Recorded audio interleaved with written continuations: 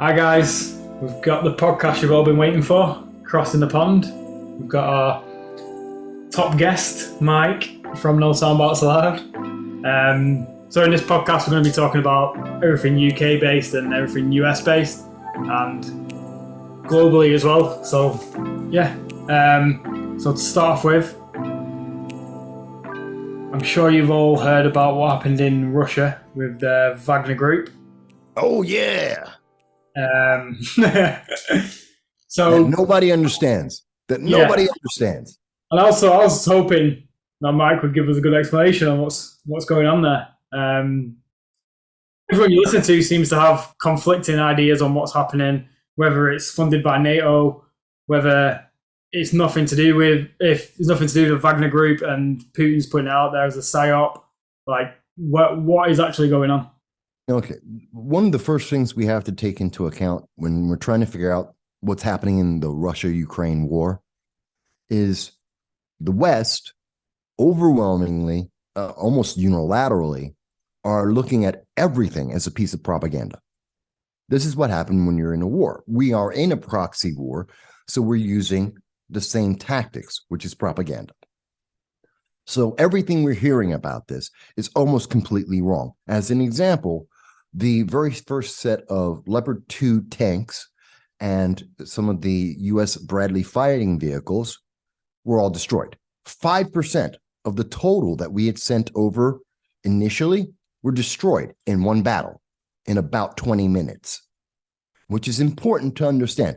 The news media was talking about how fantastic that Ukraine was taking on Russia and Russia was losing tanks.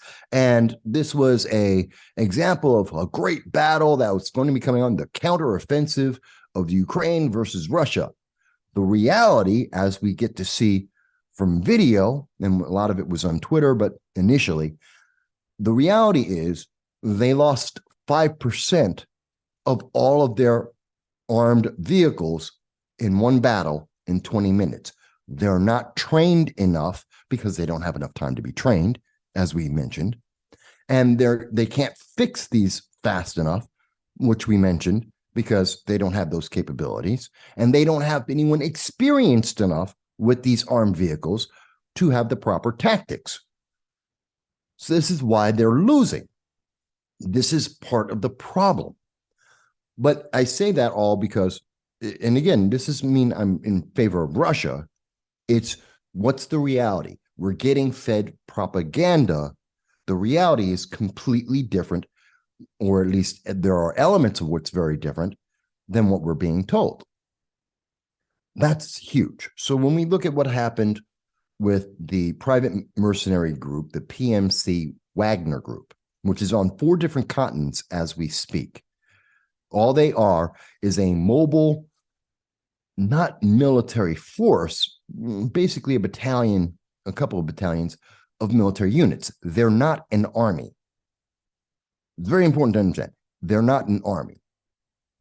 They are soldiers for hire. There's a bunch of them, roughly about 25,000, as I recall. And so it's sizable, but it's not an army. What I think actually happened is there are a lot of problems between Wagner Group and Russia in terms of supplies. Russia doesn't care because they're not their troops. They don't have to care. Wagner Group, because they're not an army, because they're not self-sufficient, they are reliant on getting their logistics, their supplies from someone else, usually their employer. They have a lot of their own, but that's limited. And they can't move it everywhere they need to and around the world. They need their employers to provide that to them. Fair enough. So this brings up tensions. It brings up tensions. They're fighting. They're winning. They're considered heroes in many parts of Russia and Ukraine. This is Wagner Group we're talking about. So what we see is what we see in Africa.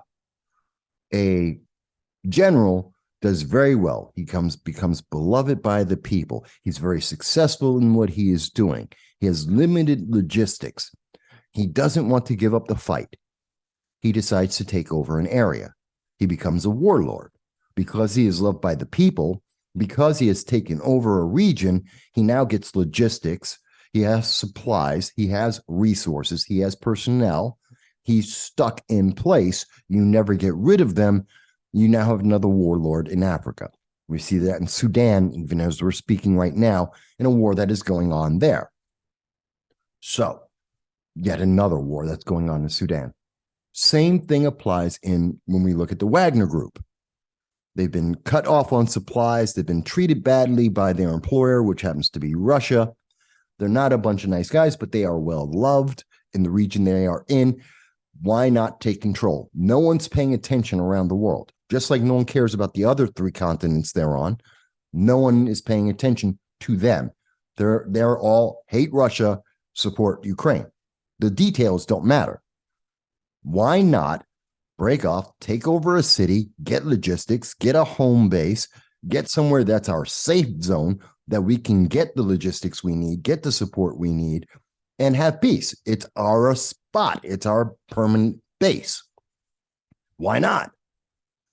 Because it happens around the world and no one pays attention. And as long as no one pays attention, they win.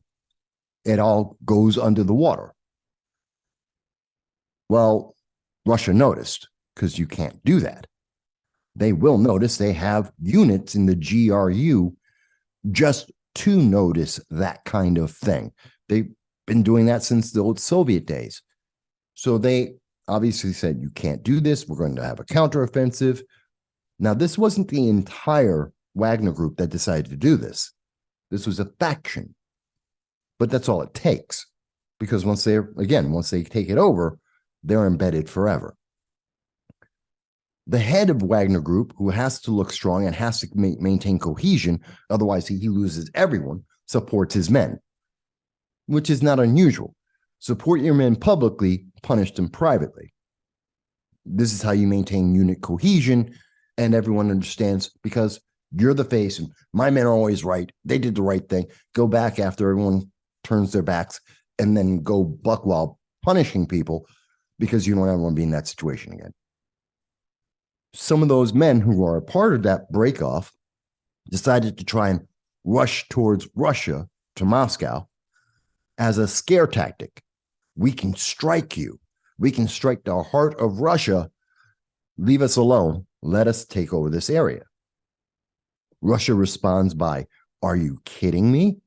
We're the people who negotiate by killing the hostages as well as the terrorists. No way that's going to work with us. And they're never going to get close enough to Putin to ever assassinate him or anyone of importance. Never going to happen. They realize that. They back down because it was a scare tactic. Then they get dispersed. You either join them. If you're loyal to Russia, you join Russia. If you're loyal to Wagner Group, you stay with them, but you go to Belarus, or you go home and retire. Those are your 3 options. This is on its face a way for everyone to save face. Russia looks strong and like they are still in control. Wagner Group continues to maintain its unit cohesion and its activities around the world, and they are still very effective at what they do.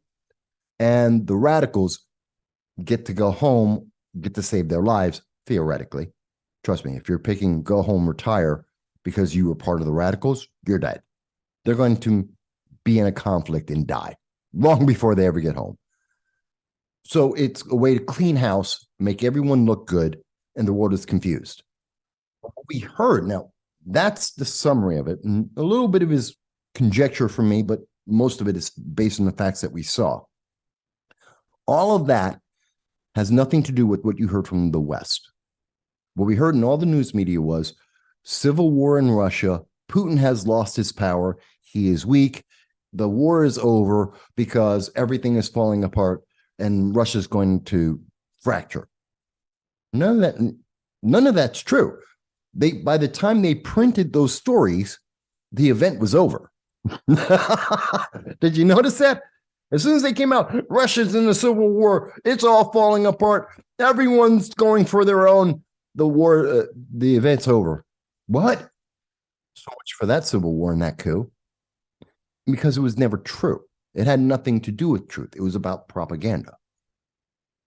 So And the thing is, it takes a minute or two to explain all that, which the media doesn't want to do. They want a minute and a half, and they want to promote the war.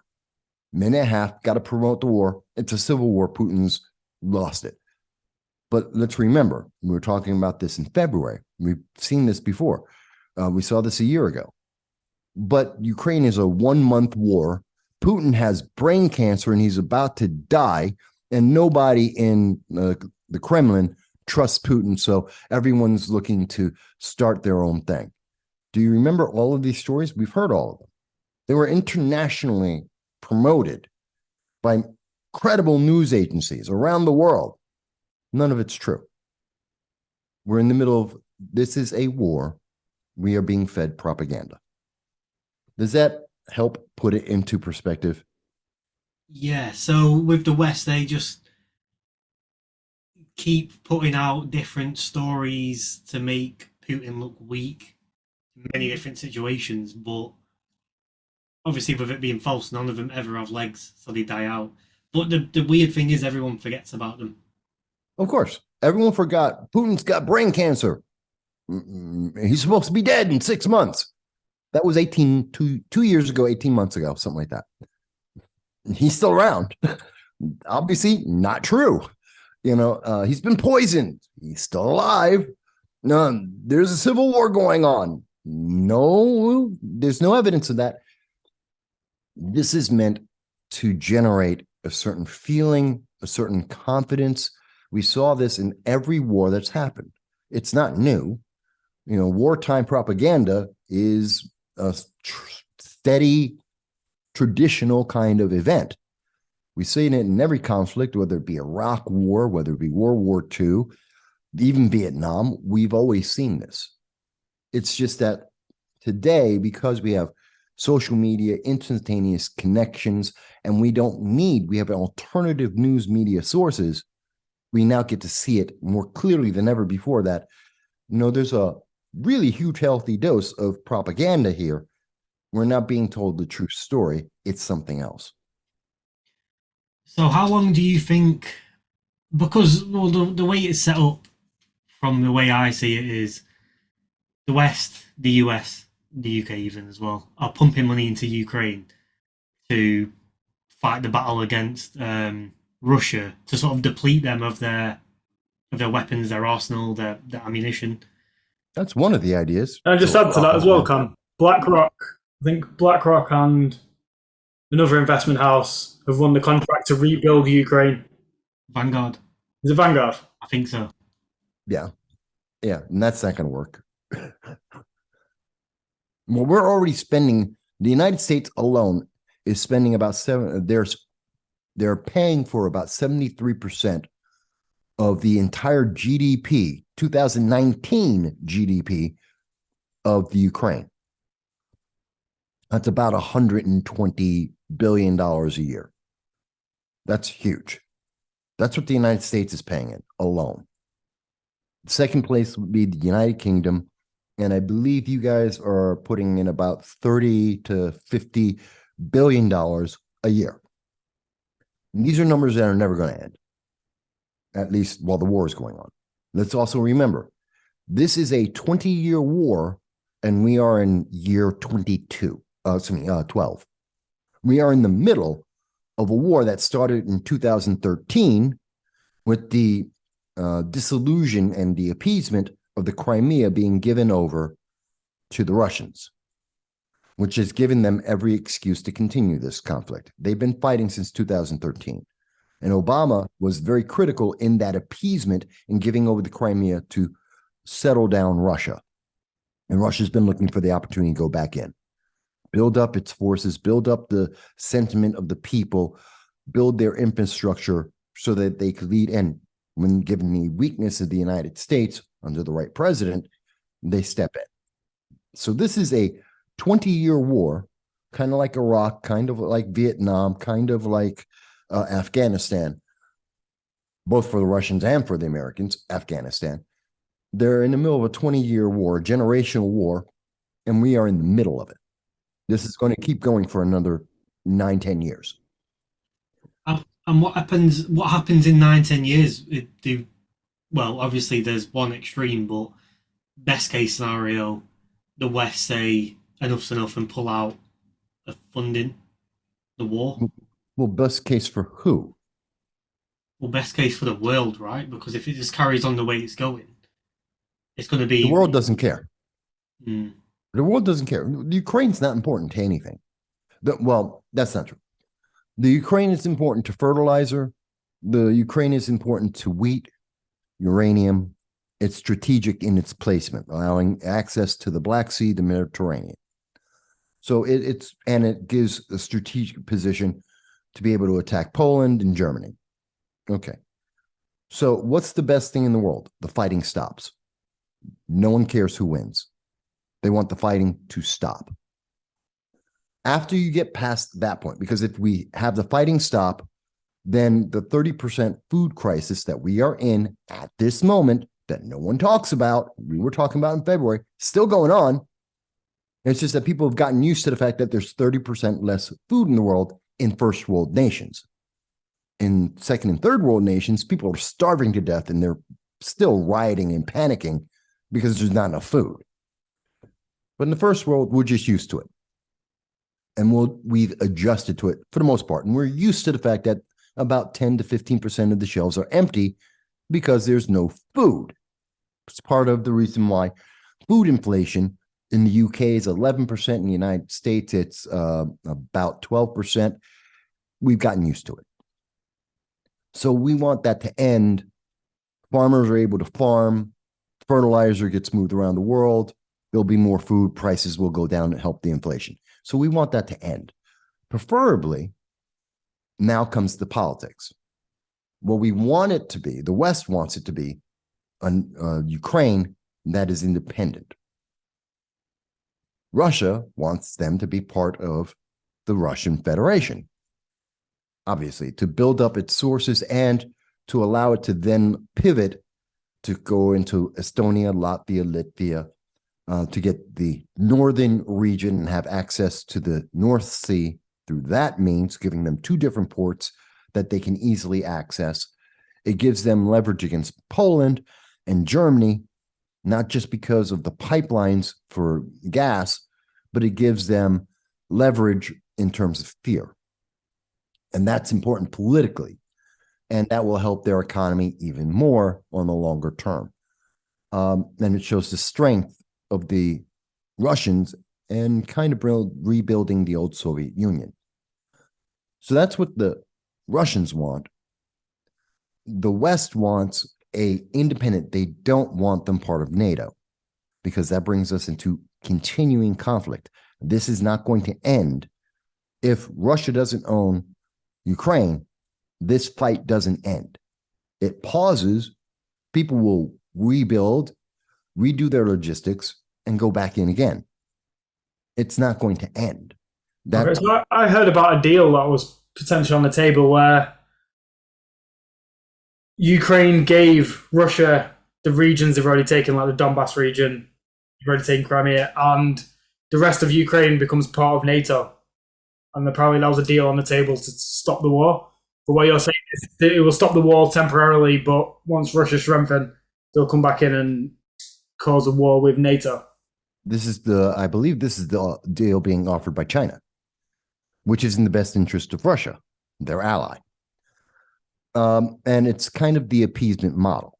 You already have it, keep it. And it's not really appeasement because they fought over it. Keep what you won, stop there, which gives Russia a lot of leverage. And at the very least, if there is to be a peace deal, that's the very minimum, that they're going to keep the western and southern portions of the Ukraine, which happen to be where the food, the fertilizer, and the uranium is, and gives them access to the Black Sea, which is why they focused on the West and the South. It's exactly what they want.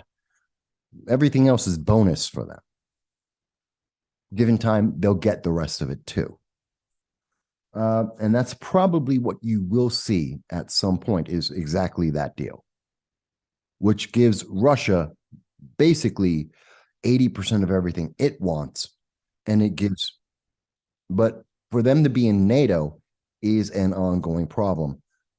They'll never be able to pay what all the money we've given them, we'll never get it back. They don't have the resources, the personnel, the experience, and they're corrupt as hell. We're not gaining anything by adding them into NATO except a headache, which is why there's a backlash against letting them in. And it starts a trend that will become aggressive. More of the pre-Baltics will try and get into NATO, which means we have a border directly with Russia, and Russia's interests conflict with that. It's a long-term problem. These are the honest answers about it. When you pick a side, and we're just looking at it for what is it, these are the answers that we're left with. And the United States honestly, we want the fight. We want this problem. That's why we're backing Ukraine so hard, why we reversed on sending them tanks, because we knew this was going to happen with the tanks. We're sending them F-16s, or we're planning to send them F-16s and fighter jets. Why? Because we want this war. It's good economically, it's good as a distraction, and we don't like Russia. Historically and culturally, ideologically, we don't agree with them for the most part, especially Putin. And so we're using this, and it's very politically advantageous. America doesn't tend to switch presidents in the middle of a war. This is the best way to have a war without actually being in a war. The problem is, with the tanks and the planes all being shot down because they don't have the experience, we have to send in advisors. I've said this twice on the program before with you guys. We're sending in advisors to fix the tanks, to fix the planes, to train them on the ground, to give them the experience and the tactics that they desperately need, because just because you have a big gun doesn't mean you know how to aim it. And so they're going to, so we're sending in the troops. That's 80% of NATO is U.S. forces, which means U.S. troops are going in. Again, this is the creep towards war. And we just heard Lindsey Graham and Senator Blumenthal, Richard Blumenthal of the United States, have just said, now this is in reference to tactical nukes, that if a tactical nuke is used, the United States will consider that an act of war internationally and will go to war against Russia. Think about the ramifications of that. Because no one's stopping to pause, because it sounds great. Oh, they used a tactical nuke. Yes, we need to go to war. Why? Why are we going to war? Because they used a tactical nuke, even one, to make a point. They're doing what we did in Japan with Nagasaki and Hiroshima. We dropped 2 nukes on people actively in a war to end the war. And so Russia will say, well, we're doing what you did. This is exactly what you did in America. But what? You're the only one who can bully the world with nuclear weapons? So Russia will say that's their justification, Nagasaki and Hiroshima. The difference between what happened in Japan and what may happen in Ukraine, couple things. One, Japan is an island nation. There was no discernible immediate fallout on neighboring countries. It hit the ocean. Not to say it didn't affect China or Korea or anyone in Southeast Asia, but we didn't see any immediate effect. No direct link. You're talking about the Ukraine. That means Moldova, that means Poland, that means Belarus, potentially the pre-Baltics, Estonia, Latvia, Lithuania. It could go into Southern Europe. It could go to Europe proper, like Germany. Even the fallout could go into Russia itself. Yeah, just because of the shifting winds. We don't know where it could go. But there's no determination in the world. What do you do about nuclear fallout? Is that an act of war? Is that a provocation for any kind of war, even conventional war? We've never considered that. It's never been a conversation in the world. Is it criminal to use nuclear weapons? What, if not, okay, what are the reasons that we can justify using nuclear weapons? How many nuclear weapons? What magnitude of these nuclear weapons? Notice how it's quickly escalating, and the problem becomes bigger and bigger and bigger.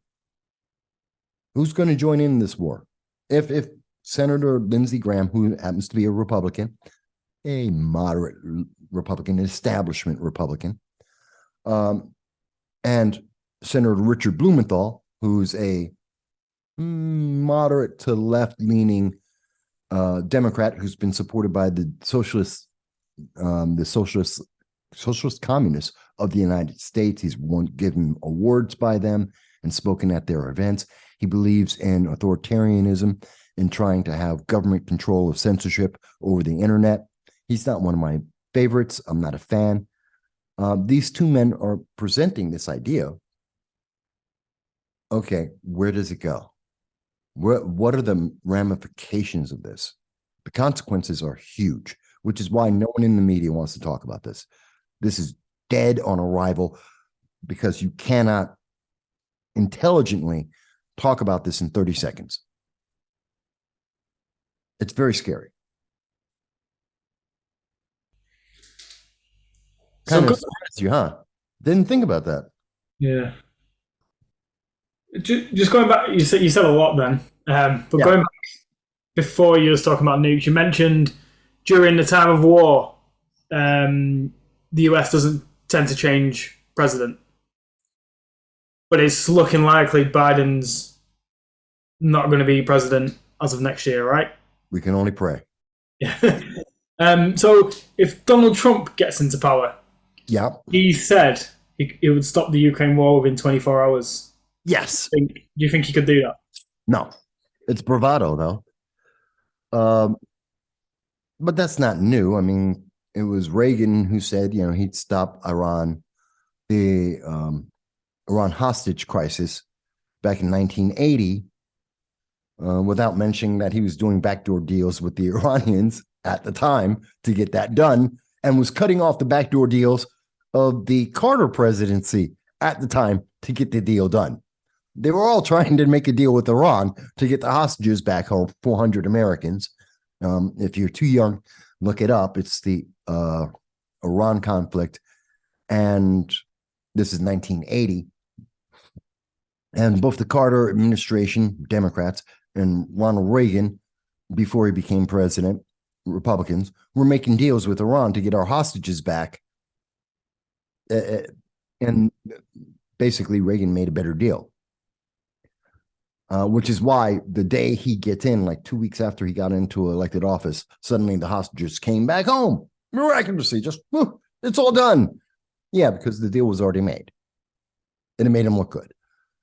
It made Carter look bad, and that's why he won the election. So Trump will not overnight change this. But he will give incentive. It's not just that he's a good deal maker, and he is. He had 4 deals for Middle East peace.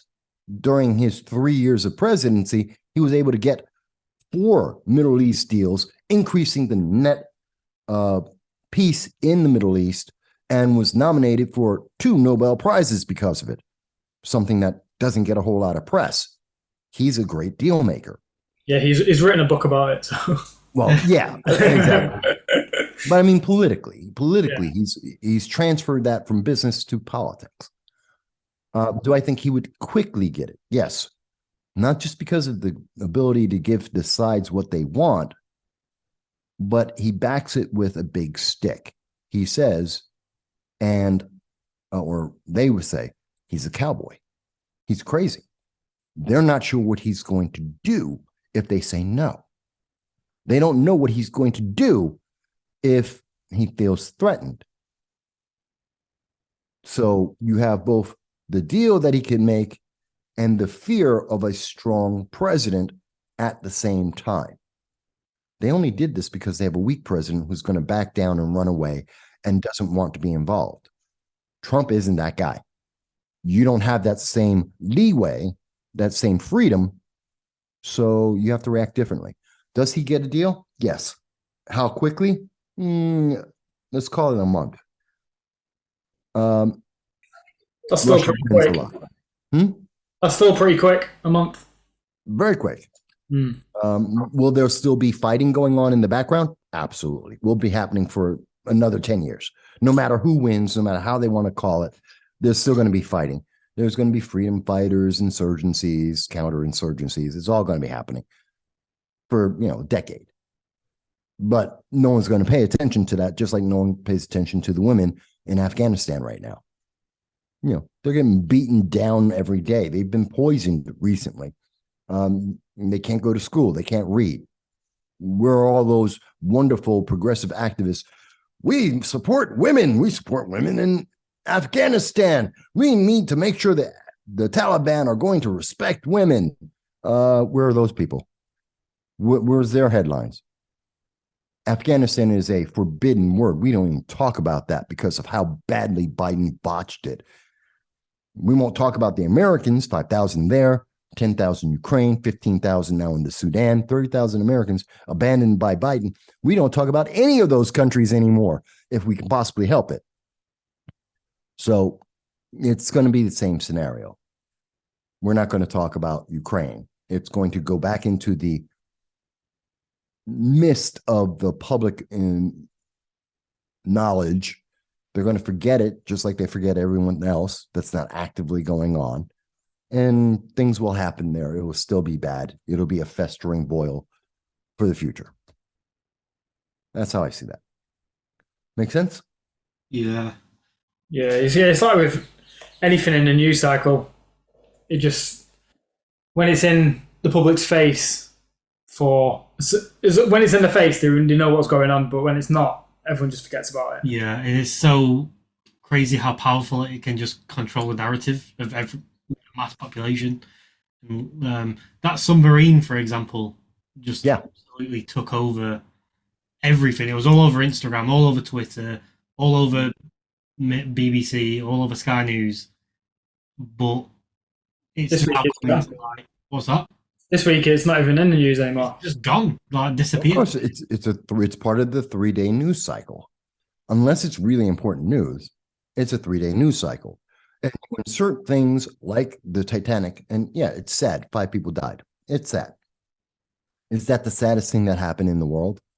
More people died over the weekend in Chicago and Detroit each than what happened in the submarine. It's important because it's a movie. It's Hollywood. It's James Cameron. And so it has a 60 story. It's the Titanic, which has almost mythic legacy in our memories. And, it's a regrettable. It could have been prevented, or they could have possibly been saved, depending on the stories that you believe about what the U.S. Navy knew and when they knew it. But it was a distraction. The news came out as a distraction from everything else that was happening in the news. Yeah, because there was some news that came out. I don't know properly what it was around Joe Biden. Hunter and Joe confirmed that Joe Biden has been receiving at least $5 million through international deals that were not reported before. Confirmed that Joe Biden is the big guy, as identified in business letters on Hunter Biden's laptop 3 years ago, that we've already confirmed multiple times that he is in fact that big guy who has been rerouting the money through various organizations and companies. So it cleans the money so that no one would notice that he's getting the money, which means this is an intentional deception. This is a fraud that's being used against the American people. That Hunter Biden took a plea deal, a sweetheart plea deal, as governed by Merrick Garland, the AG, who's mad against Republicans for not being part of the Supreme Court, and that he is giving a sweetheart deal using his power, which has interfered with the FBI doing its job, dropped 397 charges that were sitting in the sidelines for a year on Hunter Biden, and let 3 go through, and all of them were pleaded out. Yes, he pleaded to guilt and got probation on everything. He got probation for lying on federal forms. He got probation for illegally having a firearm. Remember, these are Democrats who are absolutely adamant that you can't have a firearm. He had an illegal firearm. They don't care. He disposed of that firearm, endangering children. They don't care. He gets to get plea deals and probation on all of that. Whereas anyone else in the universe does any of those things, they're going to jail for 2 to 5, 5 to 10. Yeah, there's a lot of people in jail right now for them exact same charges. For less than those charges.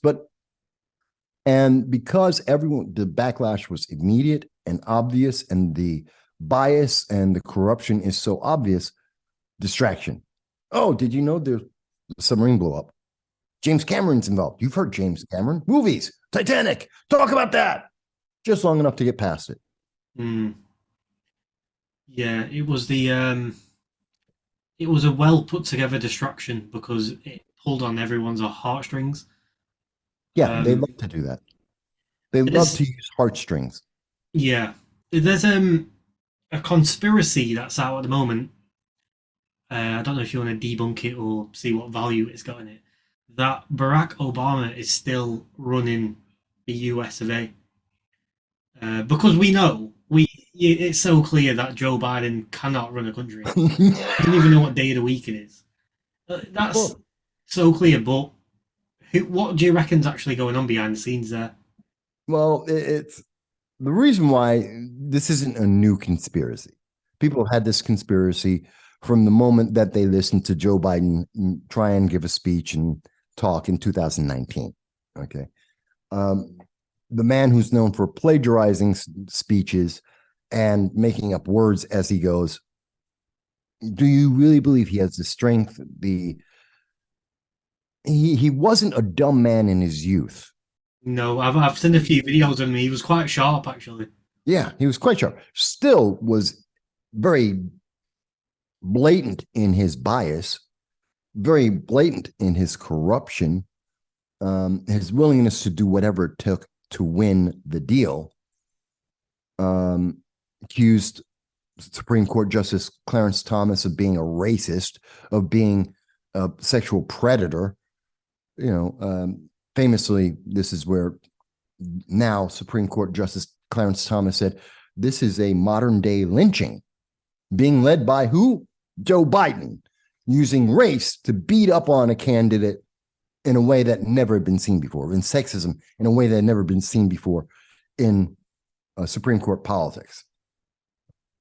So when you see a man who used to be like that and now has to be shown a cue card so he knows where to sit and who he has to talk to, where we have seen repeatedly, he has complete lists, charts of where every single reporter is sitting in a room, what their names and their organizations are, and what order he's going to speak to each of them in, and what question they're asking. You telling me everything has to be set up to that great a detail? Yeah, that doesn't sound like someone who's independently running the nation and has a plan. It sounds like a puppet. Well, it is a puppet, yeah. And that's why we're hearing that everyone's saying, well, it's Obama. But it's not. Now, sorry, dropped my cigarette. Don't want to start fire. I don't think it's Obama, although, and everyone goes, but it's Obama 2.0. All the policies of the Obama administration, like the Iran nuclear deal, go back, folks. Look at me talking about this in February of this year. I told you the Iran nuclear deal was on. I told you that it was happening. We had December. It's a dead deal. Joe Biden, December 22nd of 2022. It's a dead deal. We won't do a deal with Iran while they're killing women because of their hair, or because they're poisoning young schoolgirls, because they're learning to read and write. We won't do business. We respect women. The deal is on. We've got every credible international news agency is talking about how that this deal can be completed and how important it is that we do the Iran nuclear deal. The conversations are still happening. I was right. I told you that. It was obvious, and everyone knew it. They lied to your face again. Anyway, how did I get to Iran? All right. Yeah, it's not likely to be Obama that's Yeah, running. even though it's Obama's policies 2.0, like the Iran nuclear deal, extending these things, moving them forward, transforming America in the way that Obama did, that's just tangential. That's because Obama is a progressive, and these are progressive policies. And so they're just pushing those progressive policies forward so they become entrenched. And once something is entrenched in the United States, it never goes away. You create a new department, you create a new law, it never ends. You give it a new entitlement, it never ends. No matter how temporary you say it is, it doesn't go away. So he's just following that plan. It's a progressive ideology. Now, someone is pulling his strings, I think. Someone's writing those speeches. He's not. Somebody's telling him what topics to talk on and what questions to ask. Someone's approving this. We've seen half a dozen times easily where the White House has come out and retracted and corrected the live comments of Joe Biden. How can the White House tell you that the president didn't say what he just said? That the president has a different meaning for what he just explained? You can't do that. They work for him, theoretically, and yet they're correcting him live, real time. That means someone else is in charge. Who it is, I don't know. Do I think it's Obama? No, because I don't think Obama was strong enough to run things himself either. I think because he could have been a puppet himself anyway. Yeah. I was listening to a podcast today, but I don't know if you've heard of Patrick Bet-David. Patrick David? Bet-David. Not offhand. So he's the podcast today with Alex Jones. I'm sure you've heard of Alex. Okay. People have.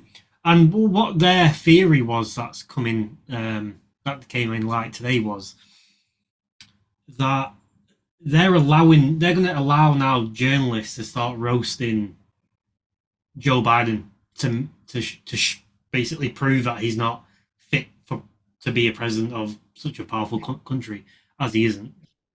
And they were questioning whether them allowing journalists to now grill him on this means it's going to make him look weak and then give them a reason to replace him with someone else. Mm-hmm. I don't know if that ties into the fact that it's kind of looking likely that Trump might be able to get it in 2024. But there's no way that Trump and Biden can go head to head together because Trump will absolutely destroy him. Trump destroyed him the last time. But here's the thing. Is there anyone in the UK or the EU that thinks that Joe Biden is strong? No one I've ever spoken to.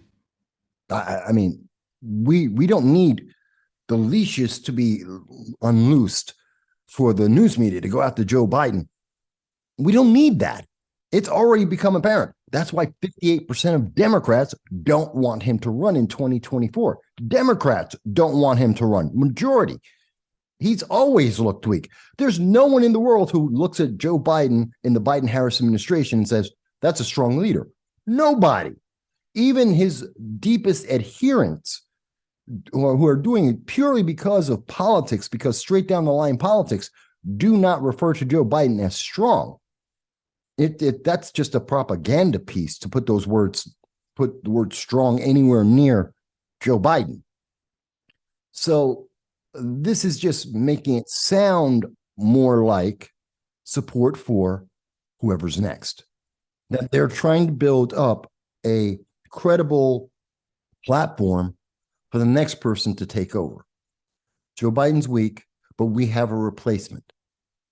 Here's all the things he's weak on, but notice there's someone better in the wings who can take over, and it's not Donald Trump because Donald Trump's the devil. So it has to be someone else.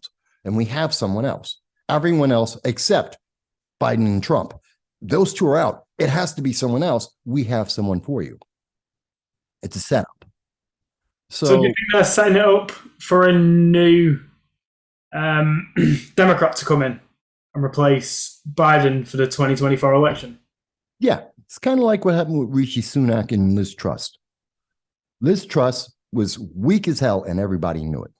Liz Truss had no real plan. I don't think Liz even thought that she was going to win, but she did. She thought she was going to lose to Kemi, my favorite, Kemi. But she thought she was going to lose to Kemi, who happened to be a friend of hers.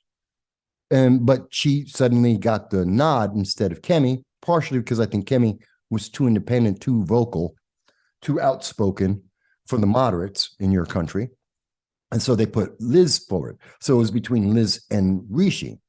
Rishi is a rich kid. He's a spoiled, entitled, rich kid for the most part.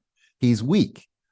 You can't put him in because he would never have been respected day one. But if you put in Liz Truss first, she completely screws up because she's not prepared, because it's bigger than what she can handle. She doesn't have the gravitas, the impressiveness, the capabilities. But she fit the, I'm a woman, diversity, equity.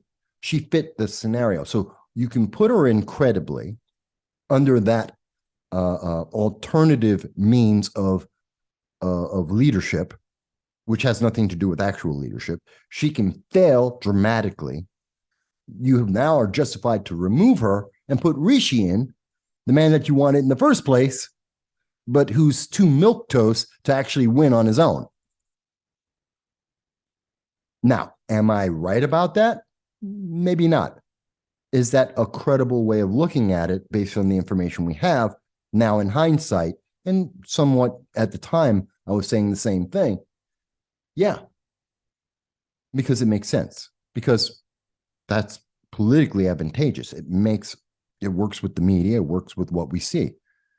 So yeah, I see some of that same kind of logic and thinking happening here in the US in terms of Democrats that we saw in the UK with conservatives.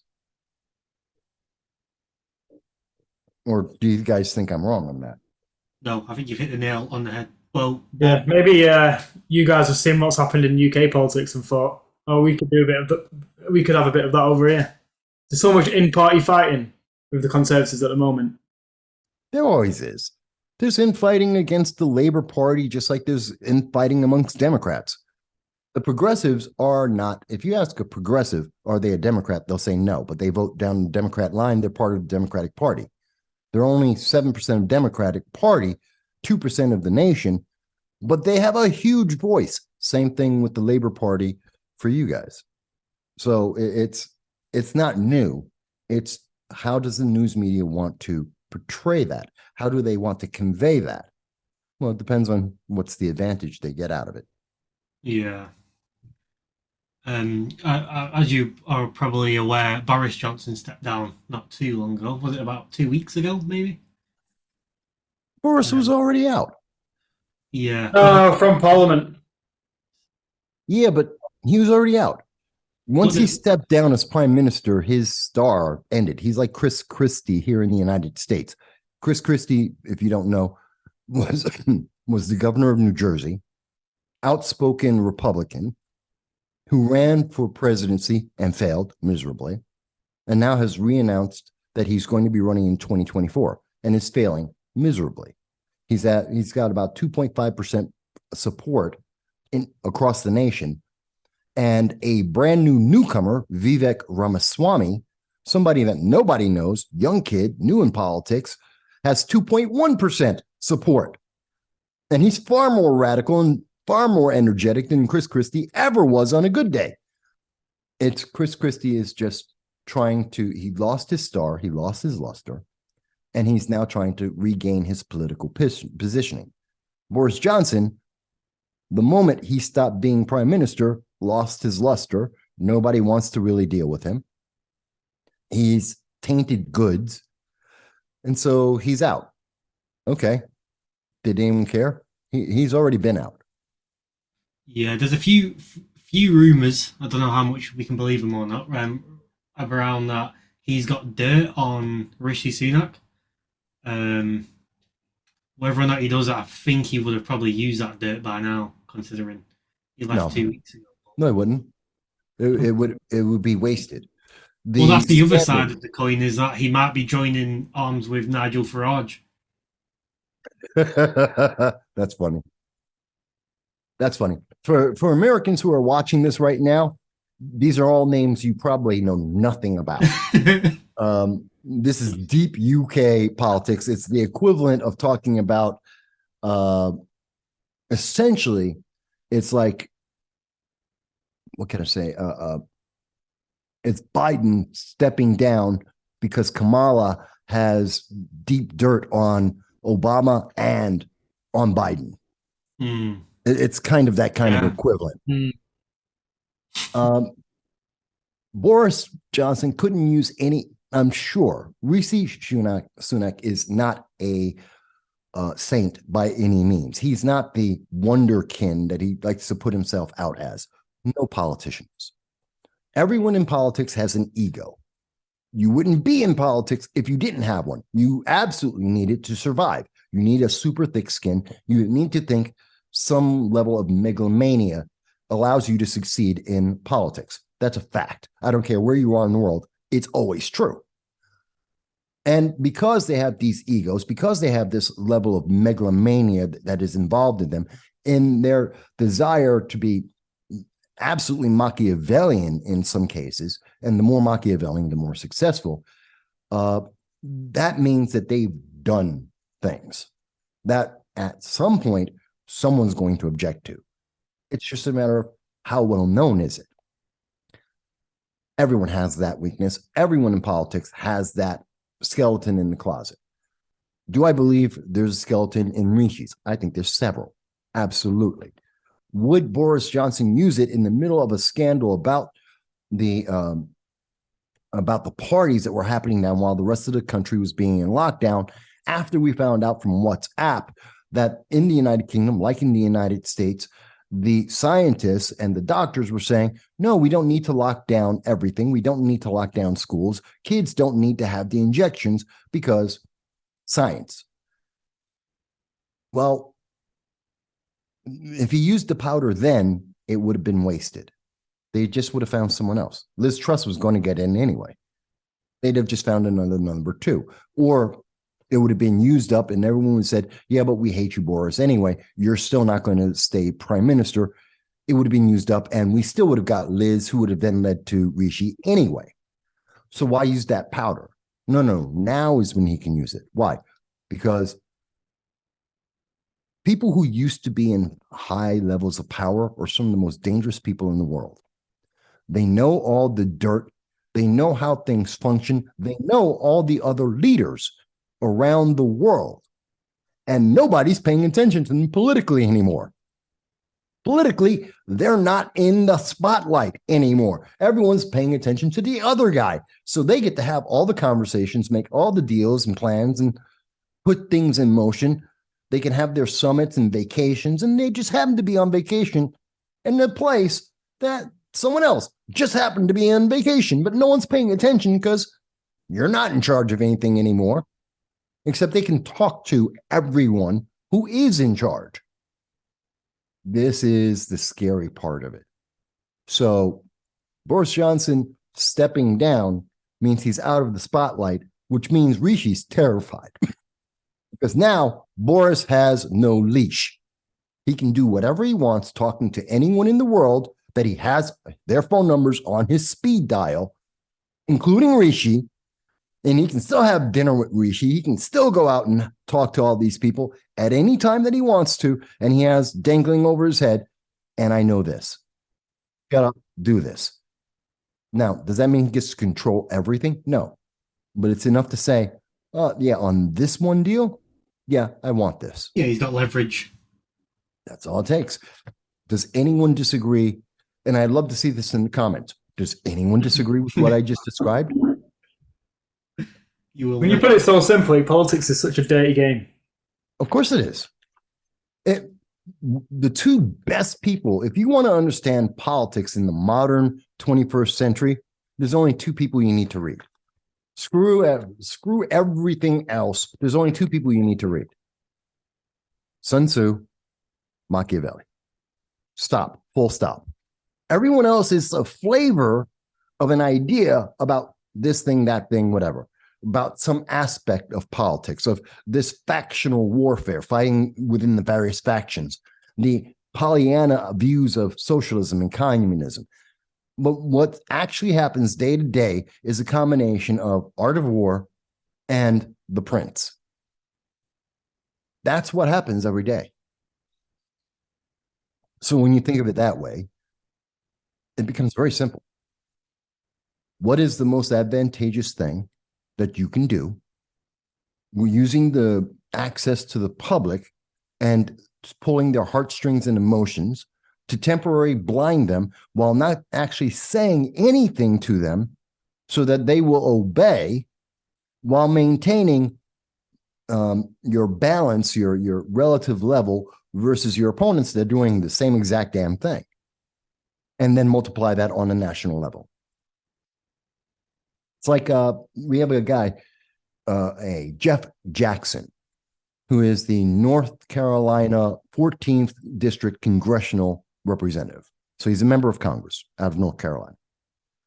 And he came out on TikTok, which is known to be using its software to steal private data from people around the world, especially in the United States.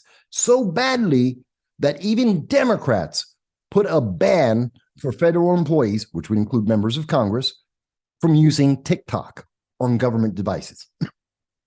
So this member of government used TikTok, so possibly violating his own party and the regulations in the United States, goes onto TikTok to say that AI is going to be the next devil. It's dangerous. It's going to hurt you. How? He doesn't say. It's being used right now to destroy the world. How?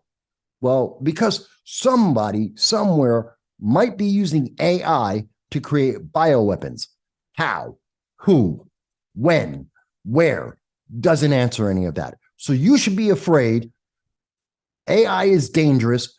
And because we don't know how AI will be dangerous in the future, today his solution is he's going to protect you by putting the government in. They're going to get government involved and have the government censor AI and its applications, that they don't know what those applications are and they don't know what they're going to be or how it's going to be used. He's going to protect you from an unknown. For your good, to protect you, because he's a great guy. Re-elect him. He's an evil bastard using people and using their emotions and fear-mongering on stuff that's literally, he's going, there's a monster under your bed in the dark of night. I'm going to protect you. I'm government. And only government can protect you from the unknown in the future. Give me he's more not even saying that the monster under the bed. He's saying there could possibly be a time where a monster comes under your bed. So I'm going to put all the protections in now. Yeah, which is censorship, authoritarianism. It's evil. And people are like, Mike, you just don't understand. Okay, explain it. But they're using it for bioweapons. Wait a minute, you mean computers? They've been using computers and supercomputers to make bioweapons for decades. That's not new. Oh, but they might use deep fake programs. They'll make deep fake videos for the election cycle. They've been doing that for decades. That's not new. We have an entire industry that is there. Fact checkers who are supposedly there to make sure people get the right information to tell you whether it's true or not. This isn't new. AI isn't doing something, according to what he's trying to tell us, is you've got to be terrified. These are all things that already exist, that we already have safeguards on, that we're already dealing with. It's not new, but he wants new power for the government over your life. Why? Because he wants power. Because this is a setup. You're not supposed to think about it. I mean, when you think about it, yeah, deepfakes aren't new. They've been doing it for over a decade. Fake videos, fake articles, fake quotes, that's been going on for centuries. That's not new. Technology, researching how to make bioweapons and how to make nuclear weapons and other weapons of war, that's been going on for millennia. Hell, back in the Middle Ages, they used to use rats that had the Black Plague and they would throw them into cities. That was a bioweapon. Been doing this for millennia. This is not new stuff, but it's a new fear promoted by social media. Give up your rights, give up your freedoms. And you guys should be terrified because if he gets away with this here, AI is international. That means he's pushing this in the UK. This is coming to the UK directly. US is blocking AI. You got to block AI too. You got to take these safeguards for your people for AI. And sadly, you guys don't have as much protection in terms of freedom of speech as the United States. No one does, which means you're going to be swamped and this is going to take over in a night. It's terrifying. But no one wants to talk about that. You know, it's like, I'm just some radical crazy. Because, yeah, Mike, you're thinking about the future and you're listening to what he's saying. How dare you? One thing I love that you do, Mike, is you take away whatever emotion. So what this chap was saying in the TikTok video, it was all he was saying what you said, but surrounding it with emotion and making the people watching it feel something. Whereas you've taken that emotion away and actually looked at it for what it actually is, the bare bones of it. Oh yeah, it's and you can see how well his team. By the way, kudos to Jeff Jackson's team. They set up that video perfectly. They put it in his house in a kitchen, so you could see some of the stuff in the kitchen. So he looks like an everyday, average person, homeowner. He's got a nice house. It looks like a nice house anyway from the angle they used. And he's in his kitchen just like you might be. He's wearing a sweater shirt. It's purple, so you know he's an ally to the LGBTQ, but it's not blaringly obvious because he's just wearing that color. He's clean shaven. They're doing a 3/4 shot, kind of like this one here. So it's showing him, so you get to be able to focus on his face, but not too close, so it's not a close-up. So he's projecting power, but subtly doing so. They've got the camera angle just slightly above him, so you're looking down on him. So he's submissive. He's in a submissive position. This is a trick of cameras, so that he looks like he's subservient. This is how he is serving you. And they have the wording very carefully put together so that it's fearful, but not detailed. There's no explanation, but it goes so quickly that you're not thinking about it, and no one's going to play it over and actually pay attention to the words he says because it's only about a minute and a half. So you're not going to be thinking about it, and people go on to the next video, so they won't ever even see this. And AI is the big bad, so you're already on the good side. This thing was tailored perfectly. They are such a good team that put this video together. They thought about it all the way through. They are brilliant.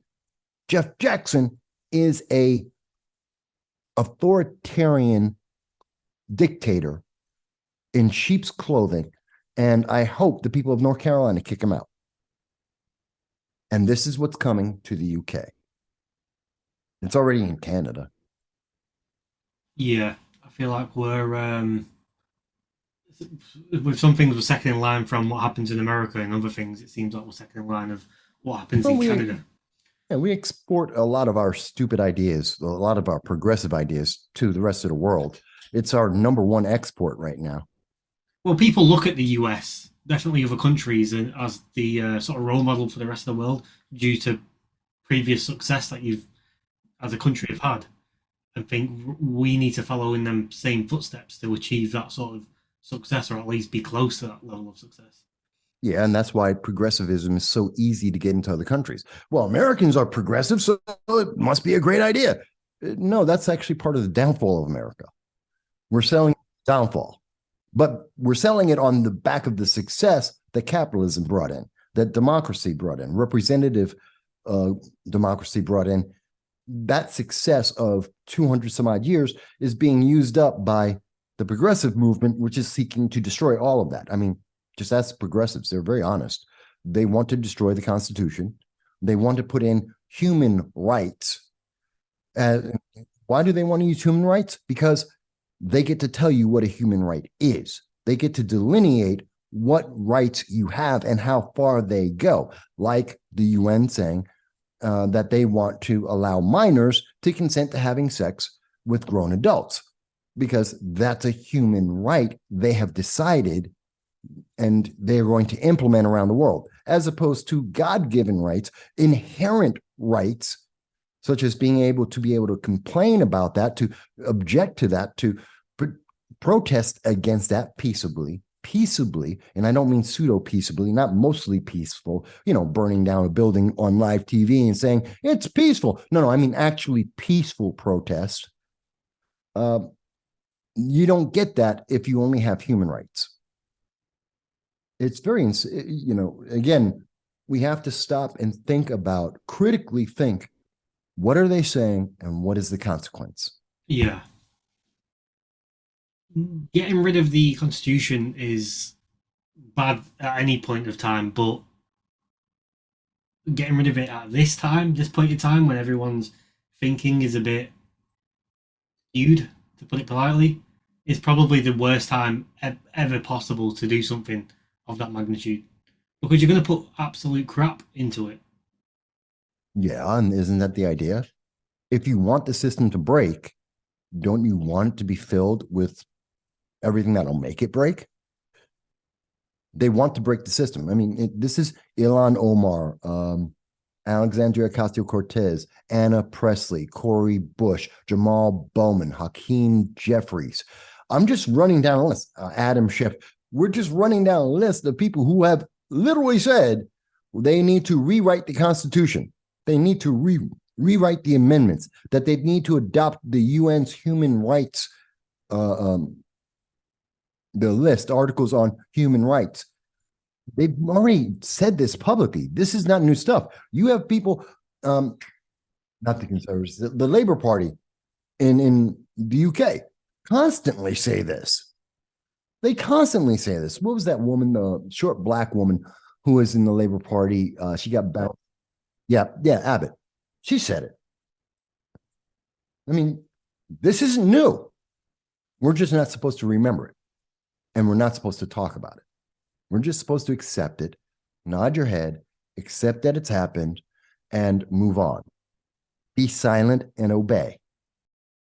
Mike, as we're talking about the Constitution, do you mind doing a bit of a deep dive on American history and how the founding fathers and what their politics were and how the Constitution was set up? Okay, in a brief... Because we've never learned it in Britain, and it's something I'm actually want to sort of learn about and understand. Sure, and for everyone who's watching this, Europe, the EU, the United Kingdom, around the world, I know Atlanta and, excuse me, I'm thinking Australia. Don't know why I called it Atlanta for a second there. Australia and New Zealand. I know those are some of the areas that particularly watch this, and Canada. We have something that's called the Federalist Papers, which is very important.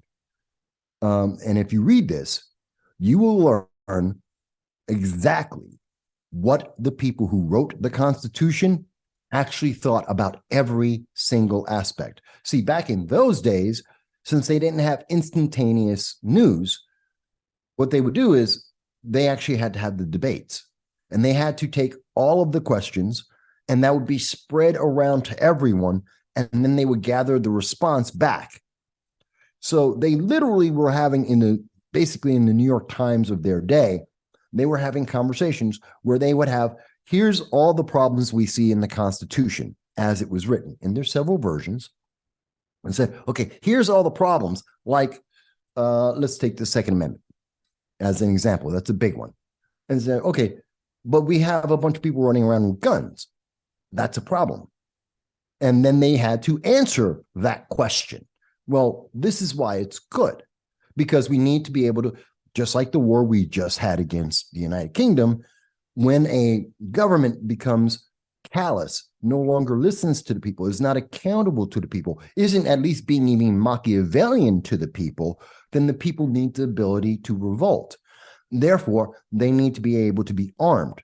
The government should, and it will keep the government on an even keel. They will never be abusive or abusive to an extent that it's oppressive, because the people can always turn around and stop them. And there's more people than there's ever an army. So it's a check. It's the ultimate check and balance to the government. The government will always have that fear that at any point in time, the people will mass rise up and take them down if they go too far. This is why the Second Amendment exists. It's not for hunting. It's not for recreation.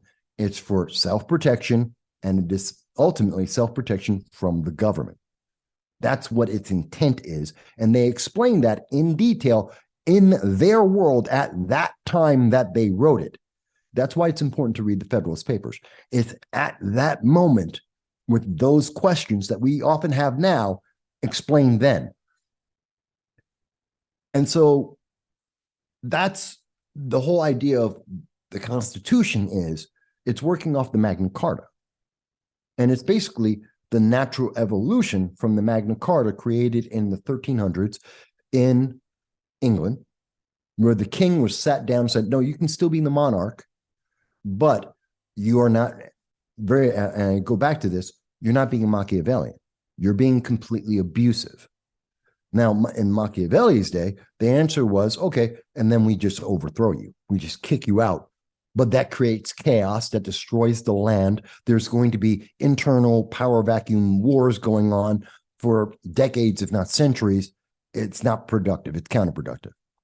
To save the nation and to have the ability to persevere and go forward, the answer is we're now going to put caps on you. We're going to put roadblocks on you so that you can never abuse the country as much as you've already done. You'll never get to that amount of power again. That's why there's a parliament. That's why there's a prime minister. Although the monarchy has a purpose and power of its own, but now it has roadblocks. So it can only go so far, and then the people step in and they have the rest of the control. But the parliamentary system is confused. It's prone to corruption. It's prone to abuse. It is easy to manipulate. There are a lot of loopholes in this between the monarchy and the parliament and the regular people. So, and part of that being, you can't complain about it. You can't fight against it. It's not an even playing field. You can't really, yes, theoretically, you can get into the House of Commons, which isn't easy, but you'll never get into the House of Lords. You're locked out. So how do we even out this playing field and allow us to have these conversations to let the leadership know, hey, there's a problem. It's growing in the nation and you're not addressing it. You're not paying attention to something that could potentially kill the nation. That's why the Constitution was made. It's the upgrade to the Magna Carta. It's taking all of those centuries of failures, mistakes, loopholes, taking all of that into account with some of the most intelligent men on the planet, some of the most well-educated individuals at the time, all sitting down in a room for weeks, arguing out every single detail. How do we say this and what? And they all were thinking about, and what happens next? And what? And then what? And then what? What happens? What are the logical loopholes and problems and consequences to what we are doing here? Let's work this out, which is why they are so detailed in every single word that they put on that piece of paper and in the order that they put it and the punctuations that they used for every single thing they did, because they had argued about everything. And that's why it's so important. So what is the Constitution? It's an upgrade to the Magna Carta. It is taking care of the loopholes and the consequences that the Magna Carta never envisioned, because the Magna Carta had a very limited point of view. It was about maintaining nobility and power. And more importantly, it was focused on limit the monarchy so they cannot be an absolute abuse, but that allowed for other abuses to exist. In the Constitution, we remove monarchy altogether. That's no longer a problem. Now all the weight comes down to the people. How do we balance the people? We don't have a House of Lords. We have a Senate. You can be elected to it. You don't need to be a noble. You can get into the House of Commons. That's our Congress. Again, more accessibility in these things. And we have three branches that are co-equal, balancing each other all the time continuously. That's the process. That's what it's meant for. That's what they were thinking about. And that's what the Constitution is for. Does that, in a nutshell, give you an idea about that? Yeah, that explains it very well. Thank you. keep trying to burn down my house with my cigarettes. I keep knocking it over as I'm talking with you. So, just going back to your point on the Second Amendment, in this day and age, the government have fighter jets, tanks, like heavy artillery that the common man won't have access to. That's not true. Stop. Full stop right there. That's not true. That's not true. Americans own tanks. Americans own F-16s. Americans own flamethrowers, rocket launchers, machine guns. There are 732,000 machine guns in America right now. 19,000 in New York State. There are 49,000 in New Jersey right now. Legally owned machine guns. There have been four times that a machine gun has been used in commission of a crime since the 1930s massacre, St. Valentine's Day massacre, since the NFA, the National Firearms Act of 1934, was enacted. Four times machine guns have been used. Yeah, you can have everything the military has that is legal. People do have it, and they're not used in crimes. That is a fact. You're not supposed to know that. You're not supposed to pay attention to that. And it is confirmed by the ATF, the Alcohol, Tobacco, and Firearms Division of the United States. It's a fact. So go on. So go ahead, go on. Now that we've corrected the rampant miscommunication that is used and abused to try and convince people you don't have a Second Amendment right, and you can't, as Joe Biden would say, you can't fight an F-16. They did in Afghanistan. Go on. So now that we've diffused the lie, go ahead. Well, I was just going to say, hasn't you've debunked what I'm going to say, but I was going to say, hasn't that already sort of, because the technology advanced since they wrote the amendments, hasn't that sort of taken away the Second Amendment already? Well, so besides the fact that you can have everything the military has, and that's legal. Besides the fact that the Taliban, with a bunch of handguns, took on the United States government after 20 years, and under the Biden-Harris administration, won and got an upgrade. They got an entire army, billions of dollars of everything. So Biden's wrong, and that whole ideology is wrong. But let's think of it another way. We are currently on the internet, internationally. We're having an international conversation. Does the First Amendment apply? Does the First Amendment apply to cell phones, newspapers, TV, movies? None of these things existed when they wrote it, but we accept and we understand. Even the mass production of books did not exist in the manner that it does now. You couldn't have those things. But the First Amendment applies to all of those things, even though technology advanced. What about protecting right to privacy? Does that exist on the internet? Does that exist in your house? Does that exist when you're on the internet? We say yes, of course it does. Just because the technology advanced, the underlying principle still remains. Why is the Second Amendment different than every other amendment and every other principle? It didn't change. The manner in which we're using it may have advanced so that we can do it faster or bigger than what we did in the past, but it's the same underlying element. So that's another part of the debunk of this myth, that it only applied to recreation. That's a lie. It only applied to sporting. That's a lie. And hunting. That's absolutely a lie. And that it only applied to muskets and they had machine guns. When they wrote the Constitution, there is the pucker gun. It is a machine gun. Is it as fast as today's machine guns? No, it was a multi-barrel repeating firearm. It was a machine gun. They had it then. They knew what these weapons were. You could have a cannon then. People did. So to say that, oh, these things didn't apply, one is ignorant of history and the facts that existed at the time, as well as you're playing games, or they're playing games with the applications of history that we've seen applied to everything else except this one thing they don't like. These are the arguments they're using to try and confuse you and make you think, well, no, that's not applicable.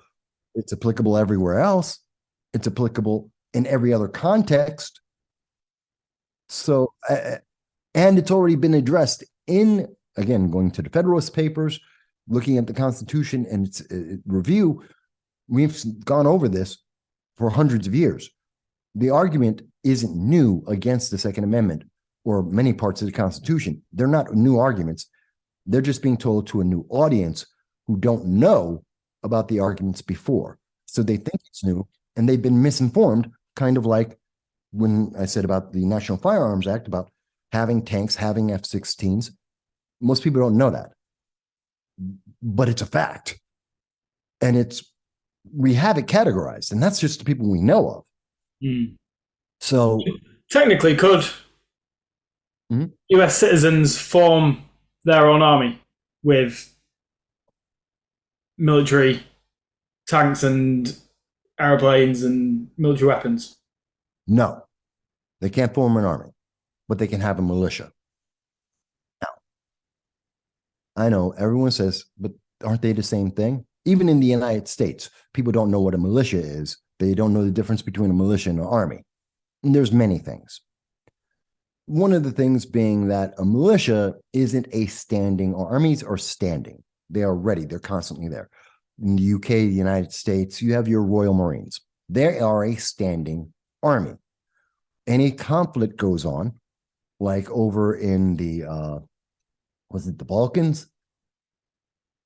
And boom, Royal Marines on their way. Wherever the interests of the country is, they are an army ready to go. But a militia isn't a standing army. They're someone who come together. They are regularly trained. They are regulated. They have a hierarchy, but they come together because of an emergent need, kind of like when there's a national disaster. They are legitimate because they are part of the Second Amendment. They are part of the Constitution. This enables the public to gather together in an organized manner, not a mob, but people who are disciplined to be able to protect their interests. They're not there to fight against the government. They're there to protect the people and their interests. So again, a different motivation. This isn't a centrally organized unit that is meant to attack another centrally organized unit. These are individual groups focused on their local freedoms and liberties and meant to protect that community versus some emergent threat. Does that make sense? Yeah, so whereas an army would be set up where it can go on the offense, a militia's more to protect. Yeah, they're more defensive than they're not. They're meant to be an offense. They're meant to be the ultimate defense and they're also more localized as opposed to an army, which is more generalized, more regional. Right. Okay. I'm oversimplifying aspects of it, but that's the essence of it. Mm-hmm. So, for example, if Texas felt there was a force coming from outside of the Texas border, they could set up a militia to protect the Texans. No, they don't need to. One, they already have the National Guard, which could be, some people define a National Guard as a militia. It's not. But they do have states can have armies. That's the National Guard. So they already have that. And militias already exist within Texas, within every state of the entire country. There are many militias that exist. They're not controlled by the state government. They're controlled by the people within their local regions. So if there was a threat to Texas, Texas could use the National Guard. That's what they're there for. If there was an attack against Houston, militias in Houston or within Texas could go to Houston to protect Houston, separate of what the National Guard might be doing. So they're separate, equal, and completely independent of each other. But you're thinking of it from a European structure where there's always a king, there's always a monarchy, there's always a government that is in control of every aspect below it. The United States isn't that structure. We don't have that ultimate, everything goes in that pyramid. There's one person or one group in control, everything else is filtered down. No, we are very individualized, individual freedom, individual control. Yeah, it's very decentralized America. Yes. Yeah, which is going back to a point you made about the Falklands, where you just mentioned the Falklands. Yeah. I read a recent article, I think it's about a week ago. China are calling for Britain to give Falklands back to Argentina. Of course they are. Why? Because China is making deals with Argentina, because China is making moves on South America again. And what's the easiest way to get on the good side of Argentina? Give them land. The evil British still control you. Let me provide you freedom. I'm the help. I'm going to help free you until I put you in shackles under communism and tell you that you can't have religion, so you'll disappear like the Uyghurs. Oops.